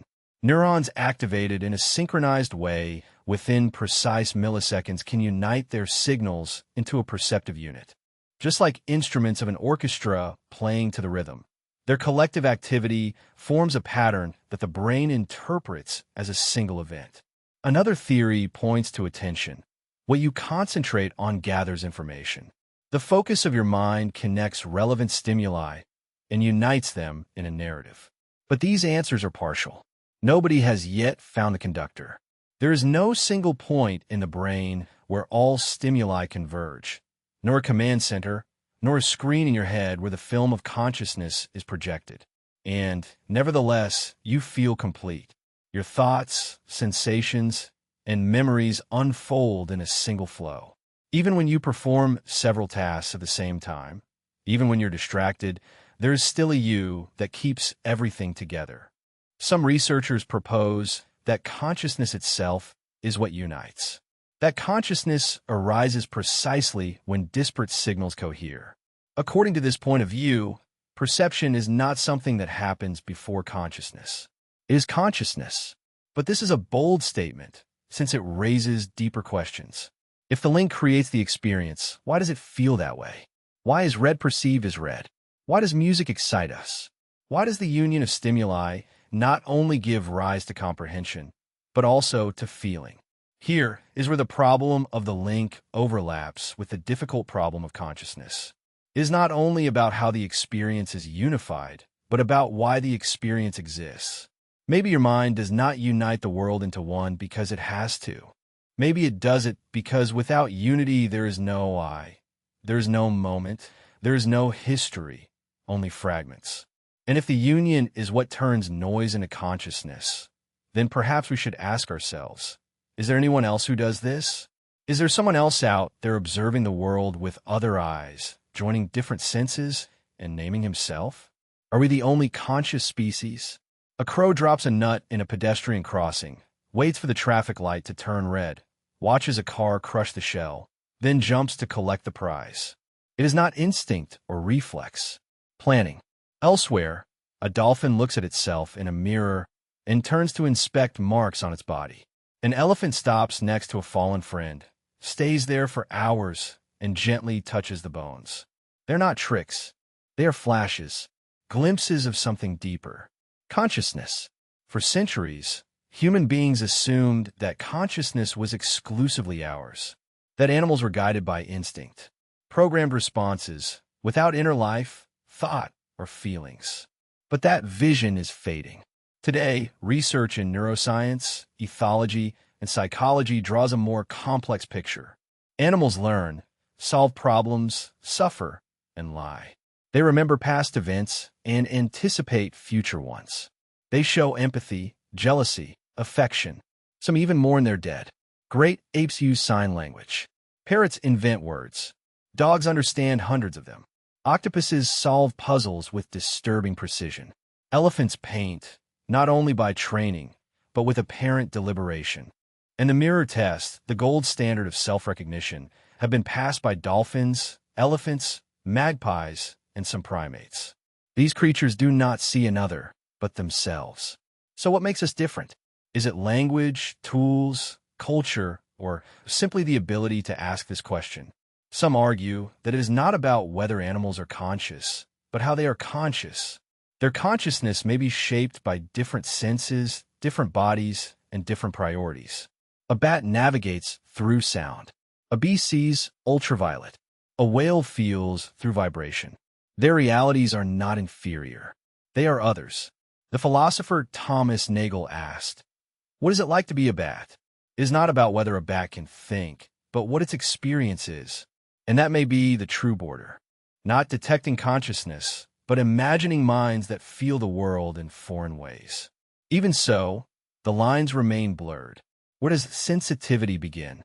Is a lizard, a worm, a fly conscious? At what point does reactivity become experience? Some suggest that consciousness exists on a spectrum, that it is not binary, not something that turns on or off, but has layers, and that human beings, although complex, may not be alone at the top. If so, then ethics changes. All the industrial farms, all the laboratories, all the lost habitats. It is not about abstract concerns. It is about minds, about beings that feel. And perhaps the deepest mystery is not if animals are conscious, but how many have been conscious all this time while we did not notice them. Because if we are not the only conscious ones, then the world is much more populated than we had thought. More minds, more stories, more silence full of presence. And if some creatures remember that they are dead, what does memory do to consciousness? Perfect memory, gift or curse? Imagine that you remember everything. Not only the great moments, but the texture of a shirt you wore when you were 5. The exact words that were said during a telephone call 10 years ago. The color of the sky on any Tuesday afternoon. You don't choose what stays. Everything stays. For most people, memory is selective, imperfect, a mixture of facts, emotions, and narrations. It forgets, distorts, edits, and in doing so, protects. It allows us to move forward, prioritize, heal. But for those with a highly superior autobiographical memory, this filtering system does not work. Their minds work like files. They can be searched. They are relentless. If you ask them what happened on March 3rd, 2004, they will tell you with precision to the hour, sometimes even minutes. You might think it's a gift, and in some ways it is. It is rare, fascinating, useful at specific times, but it is also a burden. Because memory is not just remembering, it is reliving. For these people, emotion-laden memories do not fade. They don't soften. A heartbreak from high school can hurt as if it happened yesterday. An unimportant comment can resonate for decades. There is no distance, no relief, only the infinite present of everything that has been. And that raises a deeper question.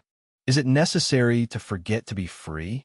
Neuroscientists believe that memory depends as much on forgetting as on remembering. The brain must prune, discard the irrelevant to make room for the meaningful. Without this, we feel overwhelmed. Every detail competes for our attention. Every decision is haunted by alternatives. And it's not just about uncommon memory disorders. Some people with post-traumatic stress disorder experience intrusive memories, snapshots that arise without warning. They are not reflections, but complete sensory memories. Their minds do not let the moment remain in the past. Memory is not just storage. It is narration, a curation of what matters. And sometimes forgetting is an act of survival. But this does not mean that memory is trivial. It shapes who we are. It shapes identity. In many ways, you are the sum of what you remember. So what happens when memory becomes too perfect? You lose the narrative. You become a record, not a story. And what about the opposite? When memory dissolves completely, or changes shape into a dream? Where do you go when the thread of self loosens, not by overload, but through surrender? Dreams and the nature of self. You immerse yourself into sleep. The world fades away. The muscles relax. The body remains still. And yet, something else awakens. You find yourself in a city that does not exist. You speak languages you don't know, surrounded by people you've never seen, but somehow recognize. Time folds. Logic curves. Identities merge and reform. And still you keep moving forward. A self that floats in unreality. This is the paradox of dreams.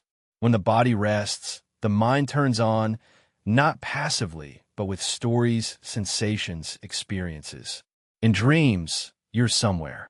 You are someone. Even when the rules change, but what is that self? During REM sleep, the phase most associated with vivid dreams, the brain is nearly as active as when we are awake. The visual centers light up. The emotional circuits are activated. The prefrontal cortex, responsible for logic and self-awareness, dims. The result is a world that seems real, but is not governed by the logic of wakefulness. And yet you are there, observing, feeling, reacting. Dreams raise a peculiar question. If your body is paralyzed, your senses silenced, your memory confused, who is the you that's dreaming? Some theories suggest dreams help consolidate memory, simulate threats, or process emotions. But, even if true, they do not explain the sense of self within the dream. You think you are you until you stop believing it. Lucid dreams clearly reveal this border.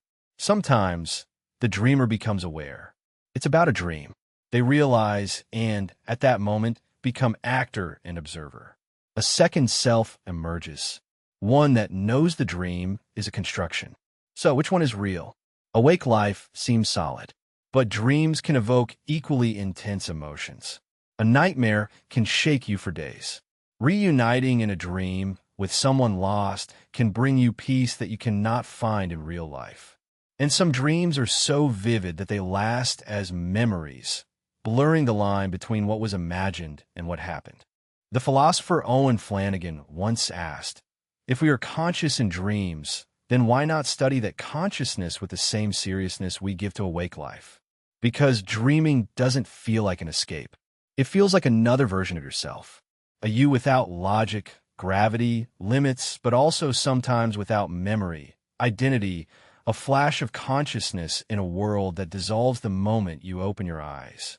And that flash, that presence, suggests that consciousness may not require coherence, logic, or even a stable self. So what does it require? Can consciousness arise even without that which we believe generates it? What if the brain was not the only engine of consciousness? Consciousness without a brain? It sounds impossible. Consciousness without neurons. Perception without biology. A mind without a brain. And yet, the question continues to whisper at the limits of science, philosophy, and mysticism. Can consciousness exist without the organ that we believe generates it? Let's start with what we know. The brain, as we understand it, is the seed of consciousness. If it is damaged, the self changes. If parts are removed, perception alters. If it is stimulated, thoughts, visions, and even emotions can be triggered. Is complex plastic electric? 100 billion neurons pulsing in networks of thought and memory. But the mystery is not that the brain creates consciousness. It is that it creates the experience that these cells, this tissue, somehow give rise to what it feels like to be. We don't know how. We can trace the mechanics, observe the blood flow, read the electrical patterns, but the leap from structure to sensation, the appearance of red, of pain or love remains unresolved. Some call it the hard problem of consciousness, the explanatory gap, which leads to a radical idea. Perhaps the brain does not produce consciousness as a factory produces cars. Perhaps it is more like a radio that tunes into a signal, modulates it, shapes it, but does not create it. This is the essence of transmission theory. A minority opinion, yes, but not new. Philosophers like William James and Aldous Huxley suggested that consciousness could be fundamental A. property of the universe like gravity that brains are filters, not sources. They reduce the field of consciousness so that we can function, survive, and navigate the world. When the brain is damaged, the filter breaks. Consciousness does not disappear. It simply stops expressing itself through that channel. Some near-death experiences provide poetic support. People whose brains showed no measurable activity sometimes report vivid perceptions. Light, sound, peace, panic, presence. Is it an illusion? The last gasp of the dying mind, or a glimpse of boundless consciousness? We do not know. Then there are strange neurological cases. Individuals who are born with drastically reduced brain matter but function normally. Cases in which expectations and results do not match. In which architecture does not correspond to experience. These atypical cases do not prove the existence of a disembodied consciousness, but they leave the door open. And beyond science, there are ancestral claims, meditative states, mystical experiences, and dreamlike visits that speak of consciousness detached from the flesh. They may not be evidence, but they are testimonies. So we return to the question, is the brain the creator or the conduit? And if consciousness can exist without biology, where does it float? Rooted in space-time, outside of time, or perhaps around us, always waiting for a vessel. Can consciousness exist on its own? Let's strip ourselves of everything. Without senses, without language, without memory, without form, without space to move, without time to pass, only consciousness, alone, without anchor, could exist? It is not science fiction. It is a mental experiment that arrives at the core of what consciousness is, because much of what we associate with being conscious is relational. Sight requires light. The ear requires vibration. Thought arises from comparison. This is not that. Memory relies on time. Identity is formed through history. So if all those inputs disappear, what remains? Can consciousness exist without content? Some traditions say yes. In Eastern philosophies, especially in certain currents of Buddhism and Hinduism, there is the concept of pure consciousness. Nirga Chaitanya, consciousness without attributes, a state that is not aware of anything, but is simply consciousness itself, silent, immobile, without limits. Mystics from all cultures have described similar states. Moments of existence without limits, floating and empty, without ego, without objects, only presence, unconditional and immutable. But how can that be studied? In neuroscience, all conscious states correlate with brain activity. Even dreams, hallucinations, and meditation show patterns. When people claim to enter pure consciousness, their brains continue to show some kind of rhythm, however subtle. Does that mean that the experience is only minimal processing? Or could it be that consciousness does not disappear with silence? It simply escapes measurement. Some philosophers argue that consciousness always has content, that a state of pure consciousness is like a flame lacking fuel. An elegant idea, but impossible in practice. Others, like David Chalmers, wonder if phenomenological experience could exist at the root of all reality. Panpsychism holds that even atoms have some glimmer of experience. Not thoughts, nor emotions, but proto-awareness. If that is true, then consciousness might not need the senses. It might not even need a structure. It could exist as a field, omnipresent, environmental, waiting to take shape. Even so, most scientists remain skeptical. They argue that consciousness is inherently embodied, emergent, dependent on processing, that without input or memory there is no consciousness, only its idea. But the mystery remains because even in your quietest moments, with your eyes closed, your body still, without thoughts, something observes, something is. And whether that something is a product of your brain or something your brain tunes into, we still don't fully understand. Which leads us to the next question. If consciousness can exist in silence, where does it begin? Does your brain create the mind? Or is the mind something that the brain reveals? Does the brain create the mind? The heart pumps blood. The lungs breathe. The liver filters toxins. But the brain thinks. That is the assumption that the brain creates thoughts, emotions, consciousness. That billions of electrochemical interactions give rise to imagination, memory, decision, everything we call mind. And yet, no one knows how. We know that brain damage changes personality, that stimulation can trigger visions, laughter, fear. We can map activity during meditation, dreams, or deep concentration. We can even predict choices a fraction of a second before you are aware. But that still does not explain why. Why does a set of cells and circuits produce experiences? This is the central mystery of neuroscience. How the physical gives rise to the mental. How matter becomes mind. It is not just a technical problem. It is a conceptual abyss. This is what the philosopher David Chalmers called the hard problem of consciousness. Not how the brain works, but why any of those functions are perceived as something. You could build a robot that imitated a human, that blinked, spoke, reacted, but would it feel anything? Is there anyone there? If not, what differentiates your brain? Some scientists argue that the brain is the mind, that when neurons are activated, that is thinking, that there is no void to fill, just an illusion of separation. But illusions are also experiences, and experience must still be explained. Others suggest that the mind arises from complexity, that when a system becomes complex enough, like a hurricane or an ant colony, new properties emerge. According to this vision, consciousness is an emerging phenomenon, like the liquidity of water. But emergence does not explain everything, because water behaves like water everywhere. However, we only know consciousness here in ourselves. We cannot see it in others. We infer it, we assume it, we expect it. Then there are those who question the entire framework. Perhaps the mind is not in the brain at all. Perhaps it is relational, distributed, extended to the body, to the environment, to the culture. The philosopher Andy Clark calls the brain a prediction engine, but one that depends on the world to complete its work. You think with tools, with language, with your phone, with your hands.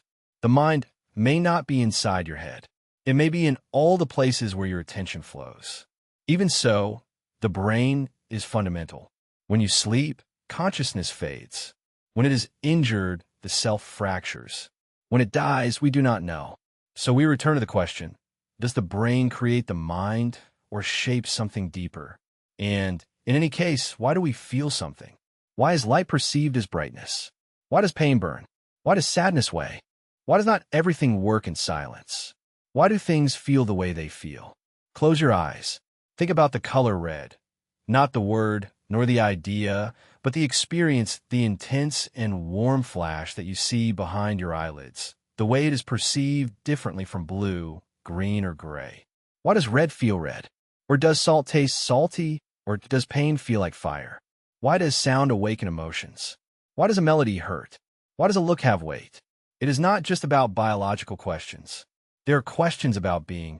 The machinery is quite clear. We can trace the wavelengths, map the receptors, model the brain's responses to light, pressure, vibration. We know which neurons are activated. We know which regions are activated. But that still doesn't tell us why we feel anything. In theory, you could build a machine that registers color, processes heat, responds to damage, but unless it feels, it's just input and output. Calculation, not sensation. So why do you feel? This is the core of consciousness's hard problem. Not how brains work, but how working brains generate experience. Why the physical leads to the phenomenal. Science can track the function, but it still cannot explain the qualia, the subjective texture of experience, the blessing, the sharpness of betrayal, the warmth of a mother's voice. Some theories propose integrated information. That experience arises when a system contains rich, interconnected data in a unified pattern. But this still explains the structure, not feeling. Others suggest panpsychism, that consciousness is a fundamental characteristic of the universe, that matter feels in primitive and tiny ways, not as thought, nor as will, but as a hint of subjectivity, a whisper of being. The mystery remains unsolved. Why does any pattern, however elegant, hurt? Why is light beautiful? Why does touch convey comfort? And yet, if we had no feelings, we would have no life. Because feelings are more than a luxury. They are a guide. They are what tells you that this matters. What tells you that this is you. Without feelings, you would not back away from danger. You would not long for warmth, music, or company. You would not love. So maybe the question is not why do things feel the way they feel? Maybe it's how could life exist without feeling? Because the moment you feel, the world goes from being data to drama. And in that change from signal to sensation, from function to experience, the universe awakens and becomes yours.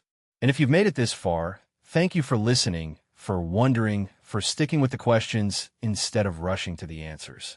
If this journey has awakened something in you, if a thought has lingered or a mystery has deepened, consider subscribing to our channel.